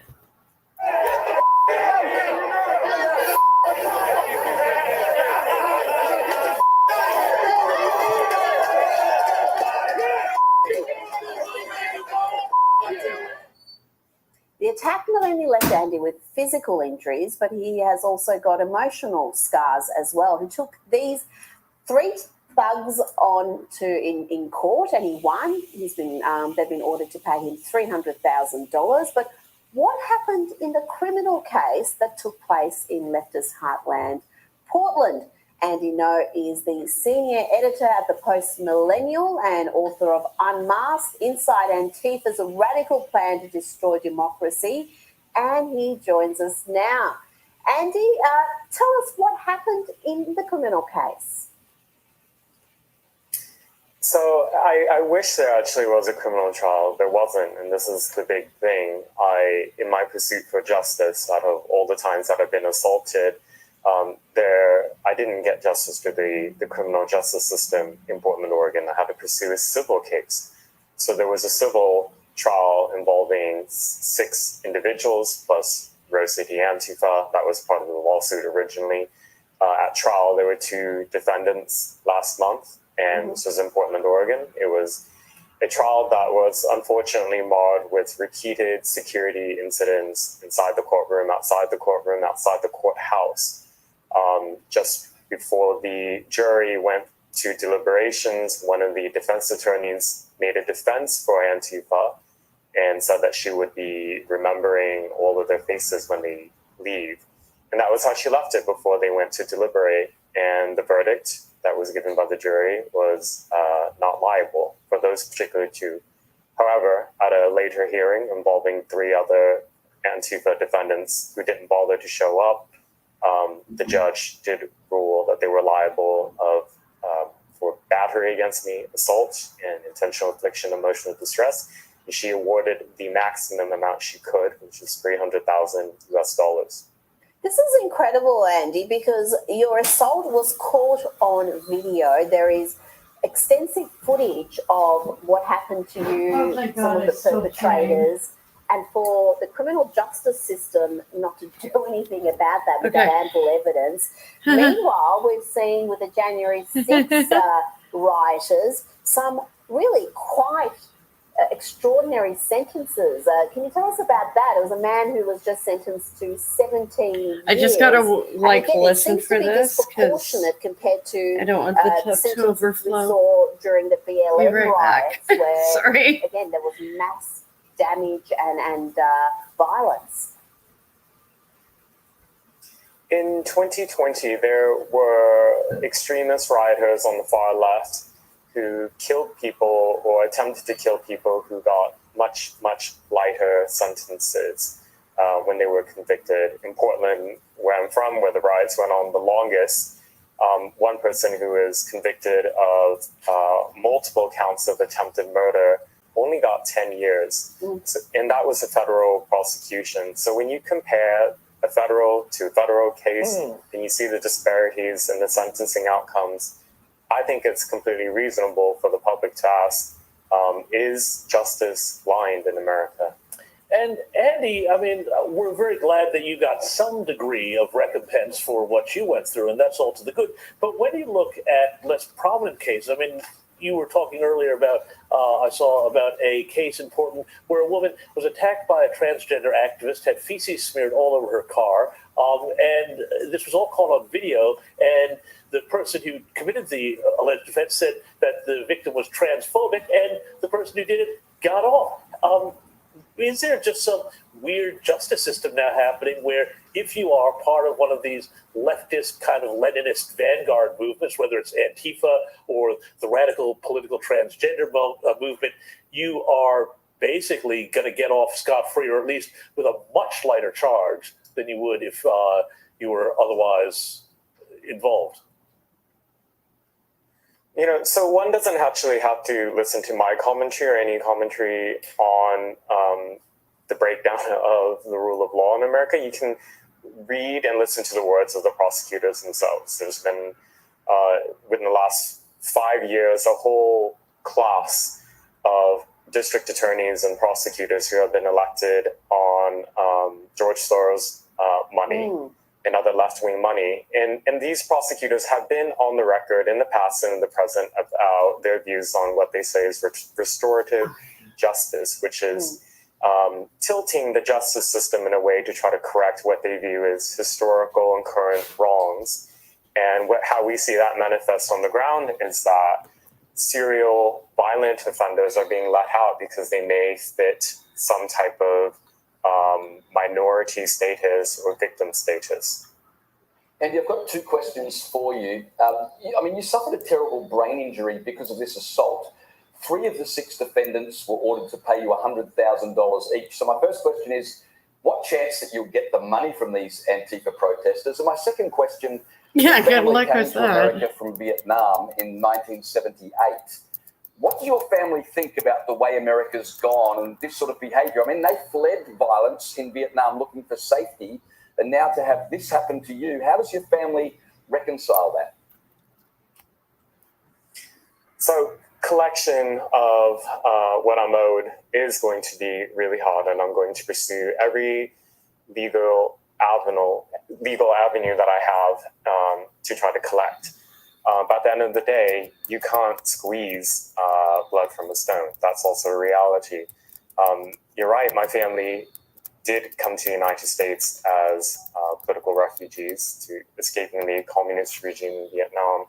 And I think, bless them, there's a bit of a language barrier that makes it so they aren't fully aware of how bad things have deteriorated, particularly in their home city now, Portland, Oregon. But from what my mother has seen, because of the violence against me and the threats that have unfortunately brought onto my family, she's afraid and she's confused about what's happened to America and the American dream. A big part of this, Andy, is the media, because there have been elements of the mainstream media, despite the abundant evidence of just how violent and destructive this mob is, Antifa.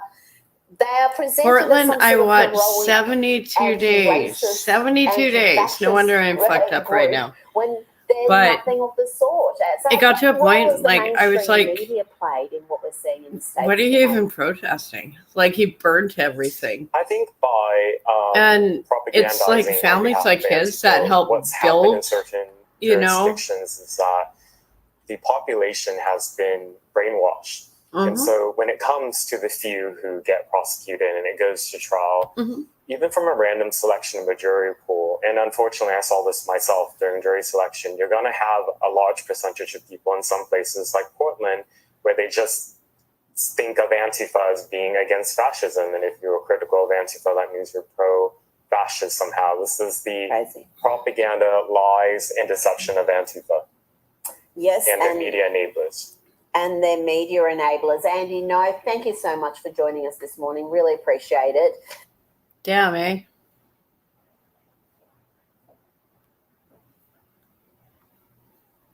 I feel so bad for him. Like,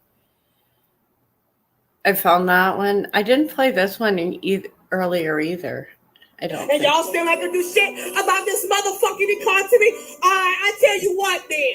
We fixing to go on strike starting September 1st. Ain't nobody fixing to go to damn work.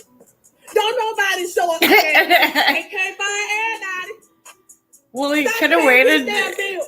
We can't afford to pay the motherfuckers anyway, so motherfuckers we pay. I bet you that started getting y'all's attention. The people need to wake up and see that we got the power in our hands. We'll shut this shit down. Your checking account is currently overdrawn by $426.85. This includes a delay. Well, I guess I know what I'm eating tonight. Yeah. I can't lie, I've been getting my ass kicked, y'all. Is it just me, or is it getting crazy out there with the food prices, the gas prices? I mean, the rent. I don't know. It feels like before I get it, my money is already spent. Like I'm moving in reverse. But today, we got inflation struggles, y'all. Apparently, I'm not the only one going through this. So, let's get straight to the video. Sick of this shit. Come here, TikTok. Come here, idiots. Listen, United States government. Y'all really out here trying our patience. Yeah, I want the independent, the Republican Party, and the Democratic Party. Scoot your ass to the front. I got your ass by the neck right now. Do you understand me? Because I want y'all to know that we ain't playing no games. Since y'all don't want to fix this shit, and you keep seeing all of my damn TikToks going viral. So I know y'all sees my shit. This thing is getting heavy. Let me put y'all down real quick and get up in y'all face. Now listen to me. Let me tell you something. Okay, I know y'all see all of my TikToks. Getting all types of all these views and likes and shares and all. I know y'all see me going viral. So y'all know we talking to y'all. Y'all see the people in the comment section in agreement, all these duets, likes, and comments and share, and y'all still not gonna do shit about this motherfucking economy? I tell you what then. We fixing to go on strike starting September 1st. Ain't nobody fixing to go to damn work. Don't nobody show up to damn work. They can't find everybody. Stop paying these damn bills. We can't afford to pay the motherfuckers anyway, so why the fuck is we paying? I bet you that'll start getting y'all's attention. The people need to wake up and see that we got the power in our hands. We'll shut this shit down. And like Cat Williams said, I got 12 candles, and we've been waiting to burn these bitches. That's why we're going on motherfucking strike. Keep on playing with us and our damn money. Well, that making it seem like we can't afford shit. Grown ass people out here making this little bit of money, and y'all think that we're gonna keep on falling if it ain't shit. Y'all better fix this shit, or y'all gonna have one hell of a shit show on y'all's hands. Ain't nobody going to work. A revolution. The fuck we going to work just to pay for gas money to get to fucking work, just for y'all to pay for dog products. It's kind of different when you're a business owner. It's like, yes, I gotta get. I'd love to just lay in bed all day. You know. But we're gonna join Hollywood and we're going on a motherfucking strike. She seems like she needs to hug a kitten or something. Yo, like this one gave me the chills. I know, It hit me right in the soul, you know?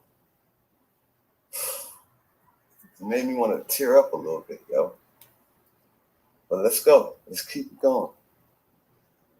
Guys, I don't know how the average American is making it right now, because from the looks of it, things are just going to hell. For example, if you want to rent an apartment, the landlord wants proof of income 3 times the rent. And out here in northern New Jersey, that means a 1-bedroom, you got to be making 30 to 50% more than the national average. Groceries have gone up like crazy. It's like, it seems like it keeps creeping up ever so slightly, but after 3-4 months, you feel like it's a you feel the increase. Because last year, I would be shopping for myself alone twice a week, and it would run me about $80 each trip. Now it's costing me like $125 to $140 per trip. And when I include going out maybe once or twice a week to eat, my total for food is coming out to be crazy. It's over $1,000. And I know it wasn't like that growing up. It's gotten out of hand. But people are walking around like nothing's wrong. Everything is fine. Everything is dandy. But it won't be long before people are going to have to decide whether to pay the rent, pay the mortgage, or feed their families. And of course, people are going to choose to feed their families. See, that's when survival takes over programming. Yeah. It's like we're programmed to do certain things, but when you want to survive, you will do anything necessary, you know? Mm-hmm. And I don't know. That can be scary, yo. Yeah, it is. That's the It's human gonna nature be. I believe they try to hide, when survival takes over programming. And so, who knows what's going to happen? But I was at the mall the other day, and it was pretty packed. But there wasn't really that many people holding bags. It was just people hanging around window shopping, which doesn't mean squat. It just means people want to get out of the houses and hang around, maybe eat at the food court. And that the food court was popping, of course. But we're going to have to wait and see. I foresee a lot more shoplifting, a lot of stores going out of business because of that. And there's going to be a lot of break-ins, a lot of cars being stolen, a lot of parts being stolen, wheels, catalytic converters, which is already happening, but it's going to It's going to escalate. more and more people are going to want to do it because they have no other way. More and more people are going to turn to scamming and stealing and all that stuff because things have gotten so expensive. So we'll see. What's the solution? The only solution is for the banks and the Federal Reserve to forgive all debt. That's the only way. There's no other solution.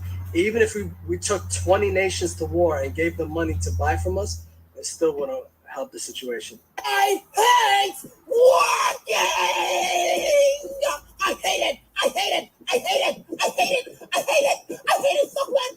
I hate it! There are men on this app putting on crusty bigwigs pretending to be women, making bands and bands and bands and bands of money. And I have to clock in.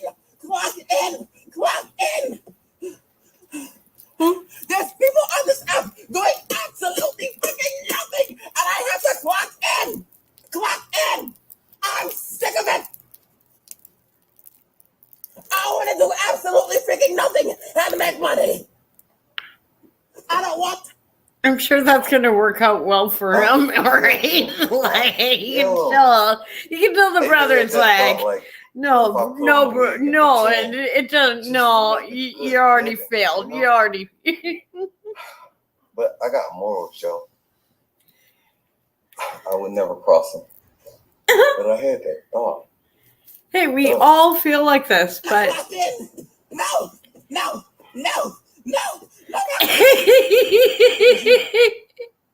You did it to me. It's your fault. It's your fault. It's his fault. He did it to me. It's God's fault. Oh God, this is so bad.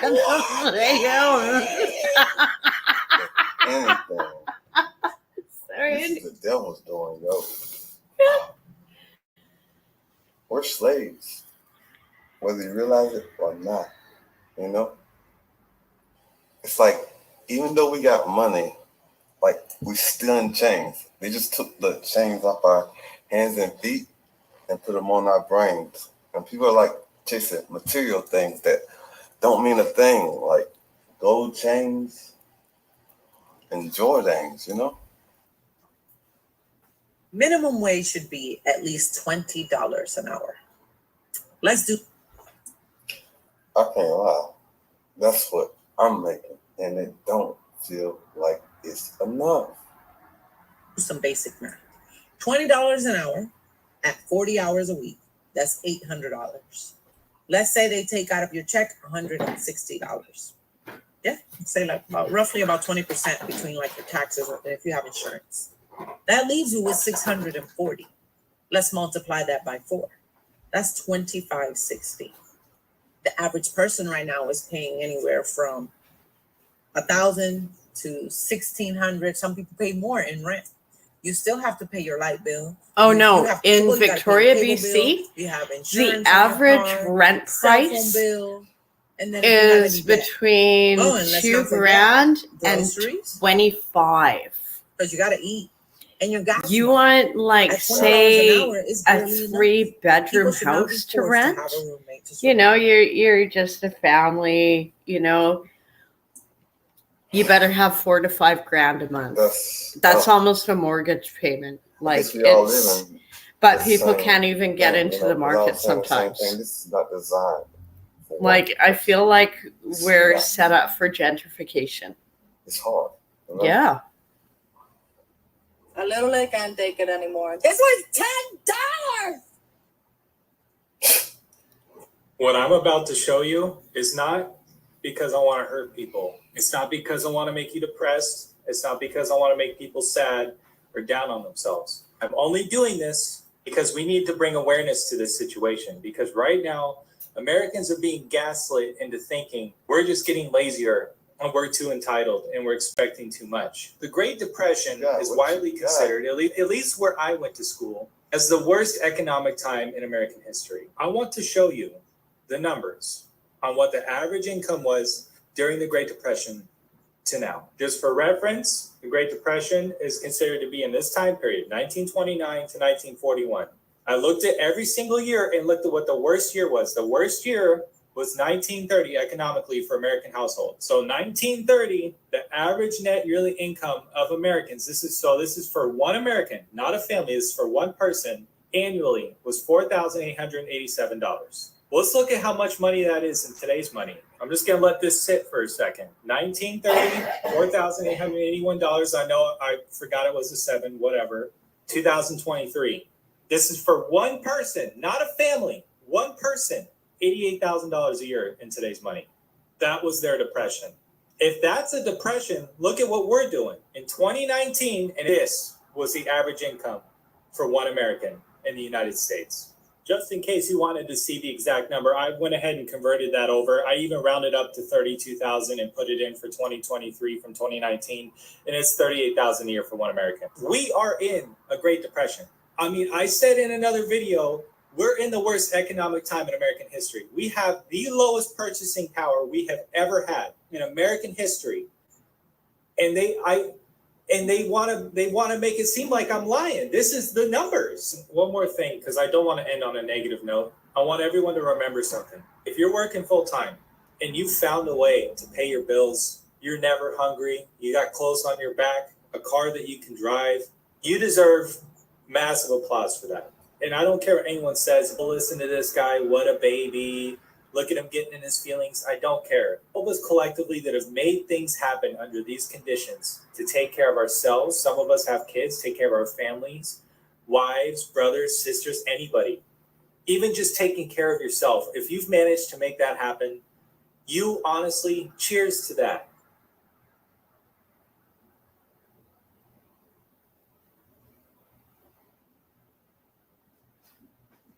Wow. That one I'm gonna watch again. Not right now, but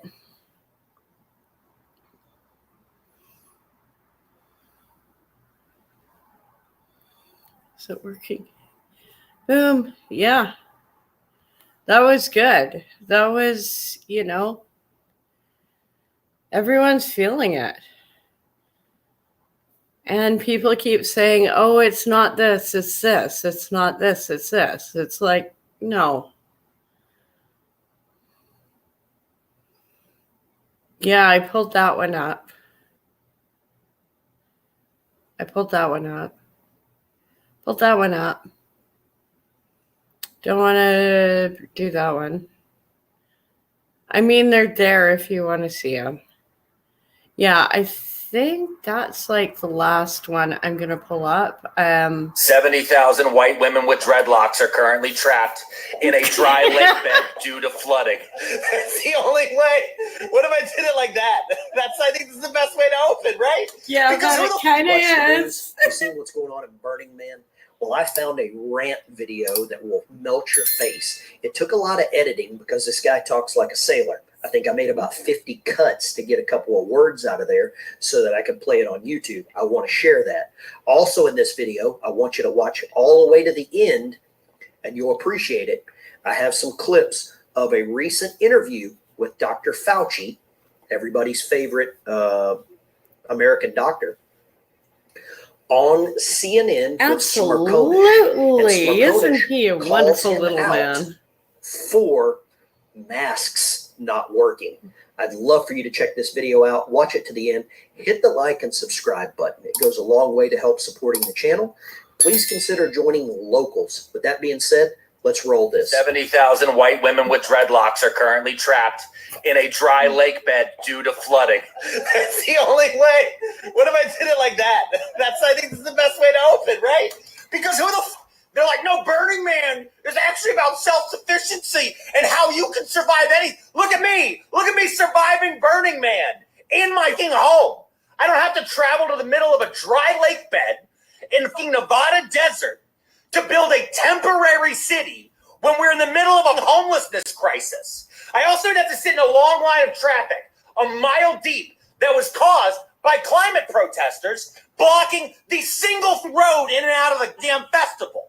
And why were they blocking it? To protest the amount of it being dumped into the atmosphere by a bunch of tech bros driving out to the middle of the Nevada desert to set up RVs so they can take ayahuasca in each other. You can do that at home, Greg and Barry and Moonbeam and whatever else called Cajun dreadlock dipshits. Oh, but I have my bicycle. You're in the desert. You're not supposed to be there. It's in this extinct fucking lake. And now it's flooded. Why? Because of the fucking climate change, you morons. That's right. And that's why one of you assholes out there at Burning Man, you called the cops on the climate protesters who are blocking the road. And you told the cops that one of the protesters was shooting at cars. So what the cops do, they showed up and rammed the protesters and jumped out holding up guns. Listen, cops love to pull guns on protesters.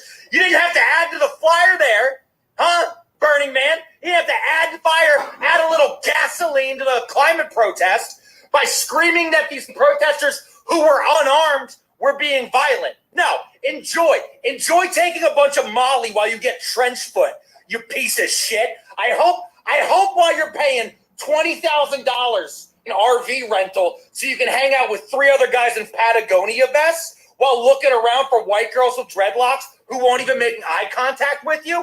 I hope it's worth it by the time you get back to San Francisco to be pulled up on attempted murder charges for calling in a fake 911 call. I hope that's worth it. To the other 69,999 of you, stop building a temporary city in the middle of nowhere while we're in the middle of an unhoused homeless problem.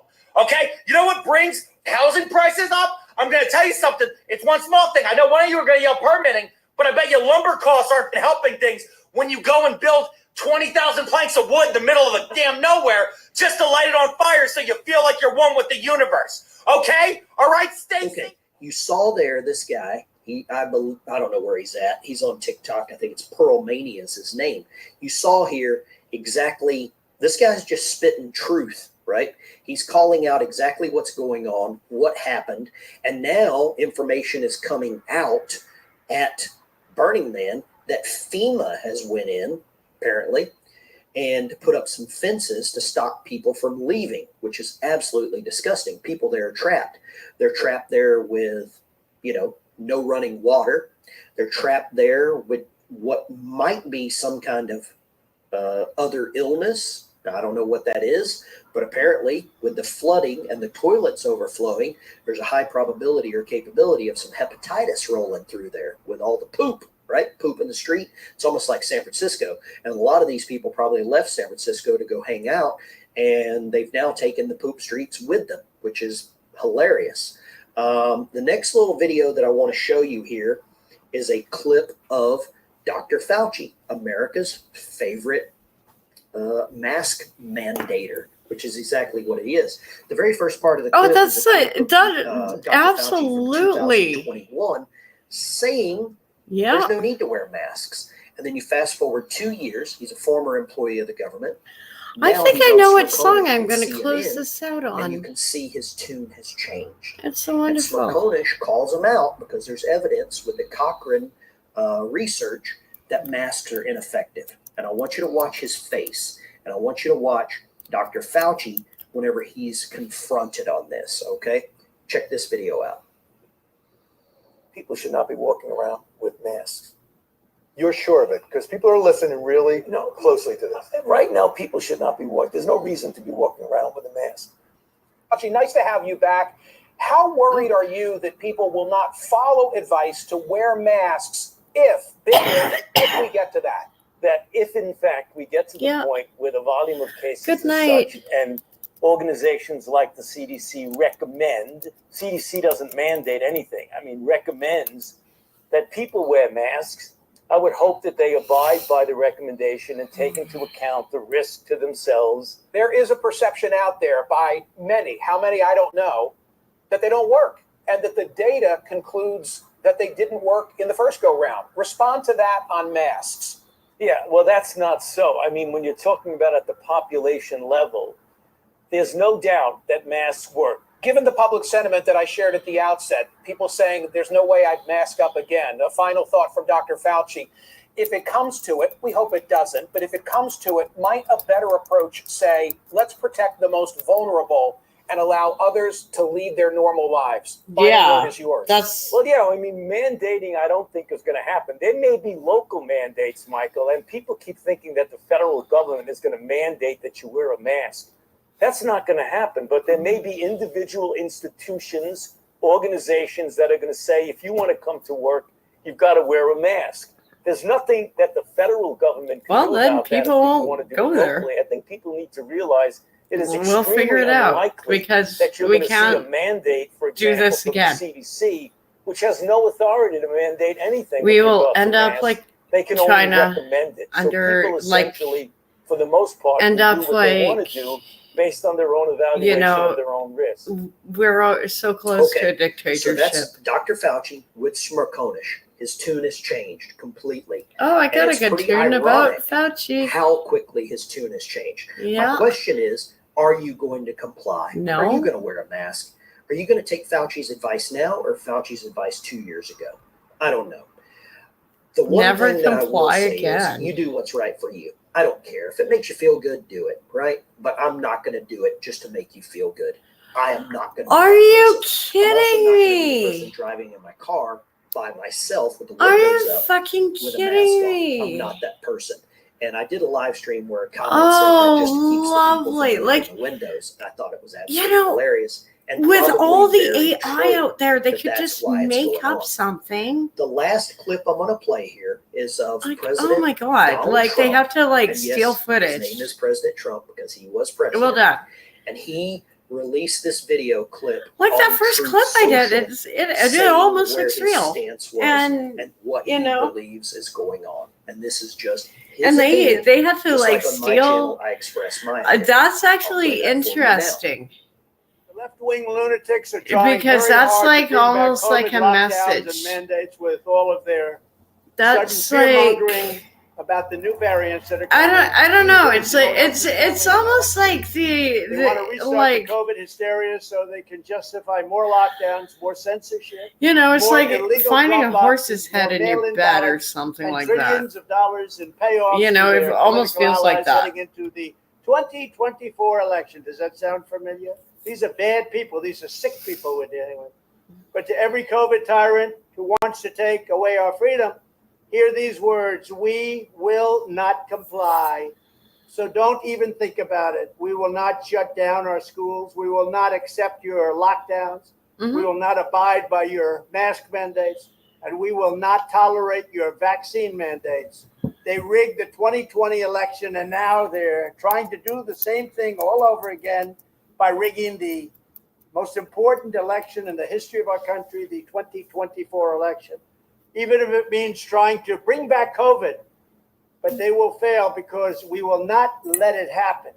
When I'm back in the White House, I will use every available authority to cut federal funding to any school, college, airline, or public transportation system that imposes a mask mandate or a vaccine mandate.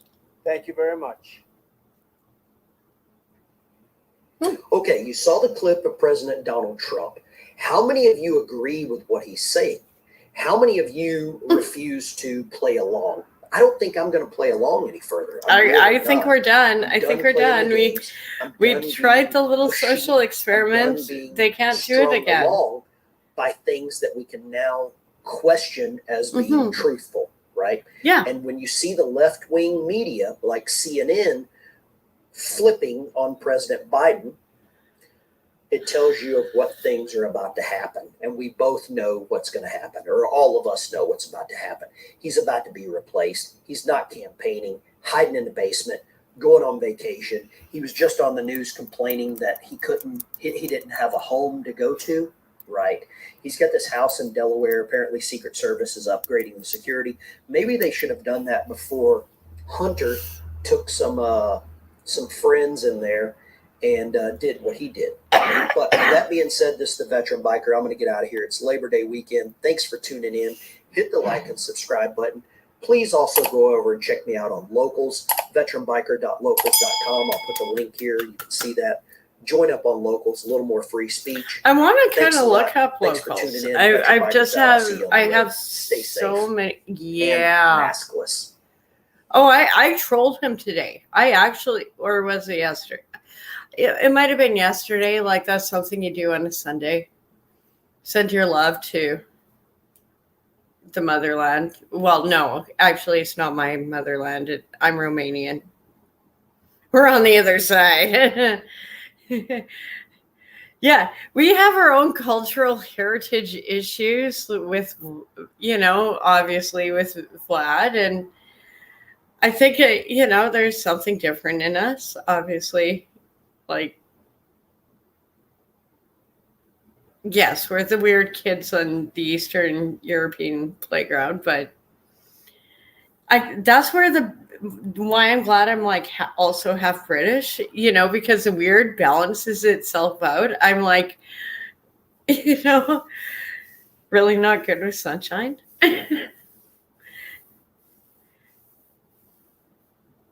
And see, you know, the Brits were really familiar with vampires until Dracula like came over for some, you know, real estate deal. It was no big deal. I'm gonna.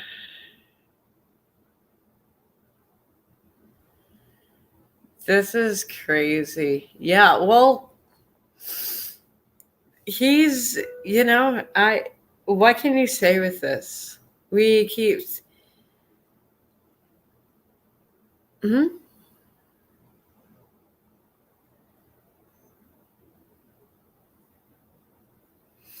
Oh, a bad election happened in Canada, obviously.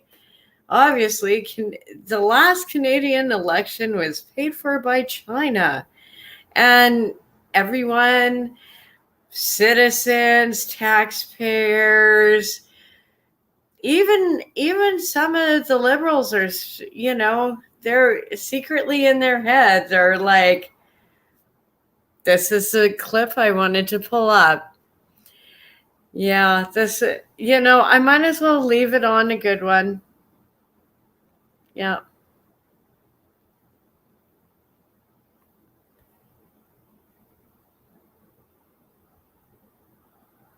Nope. Nope, that's not it. Sorry, give me a second. I would pull up that one, but let's do it like this.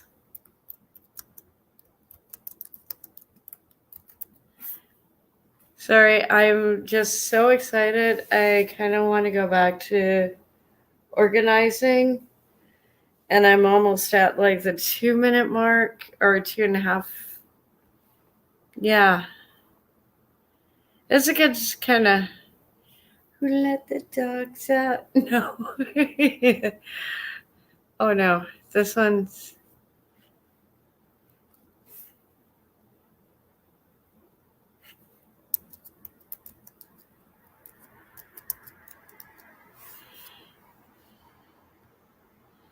I think we all know this one. Let's see. Very well. They're coming. Now we'll see. Some of you already know. Aw. No, I'm about to wrap it up. It's getting late. It's like almost, it's just after 11, and I think after this clip, it'll be good. I'll do a stream tomorrow, and I'll be more organized, so I'll be a lot more social, if we can say it like that. I almost find sometimes I just like, if I like barricade myself, then I don't have to deal with people, but I just want to like get everything organized, and then I actually have a functioning art studio because I'm so close. I've been close for years, but nothing like I'm planning. Good night. Which is actually funny. Let's to close it out like that.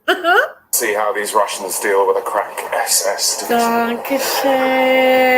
Oh, darling. Dankeschön. Have courage, my friend. Yeah. I love this guy. Hans, I've just noticed something. These communists are all cowards. Have you looked at our caps recently?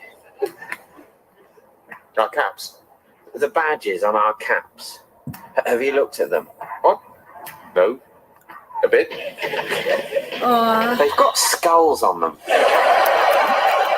Have you noticed that our caps have actually got little pictures of skulls on them? I don't. Hans, are we the baddies? Are we the baddies? We should be able to hold them at this point here, at least for a few hours. Why skulls, then? Why skulls? Well, Maybe they're the skulls of our enemies. Maybe. But is that how it comes across? It doesn't say next to the skull, yeah, we killed him, but trust us, this guy was horrid. Well, no, but... I mean, what do skulls make you think of? Death, cannibals, beheading, pirates. Pirates are fun. I didn't say we weren't fun, but fun or not, pirates are still the baddies. I just can't think of anything good about a skull. What about pure Aryan skull shape?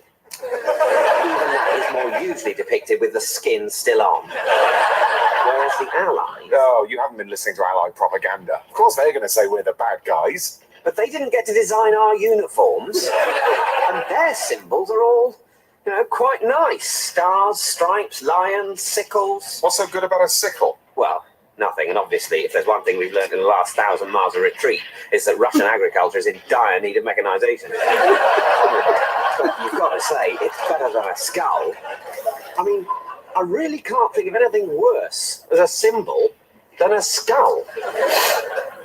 Rat's anus? Yeah, and if we were fighting an army marching under the banner of a rat's anus, I'd probably be a lot less worried, Hans.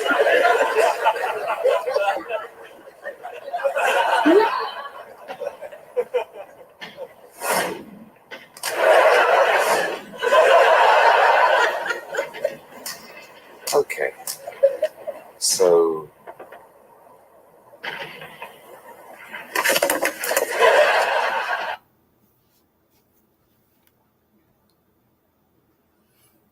And on that note, I bid you good night. I was going to open up panel. I'm exhausted, but I still want to keep working on a few things. Thank you for joining me. I have more little clips. You can go on to bluecryptameria.gold. All my information is in my about section. If you click on my channel, then even though I'm kind of on a few channels, well, I you'll find me somewhere. Hope you have good dreams. Thank you. It's been such a weird summer. All the fires and Burning Man is just hilarious to watch. The drama is going to unfold tomorrow. I mean, I pulled up more clips, but, just to add to it,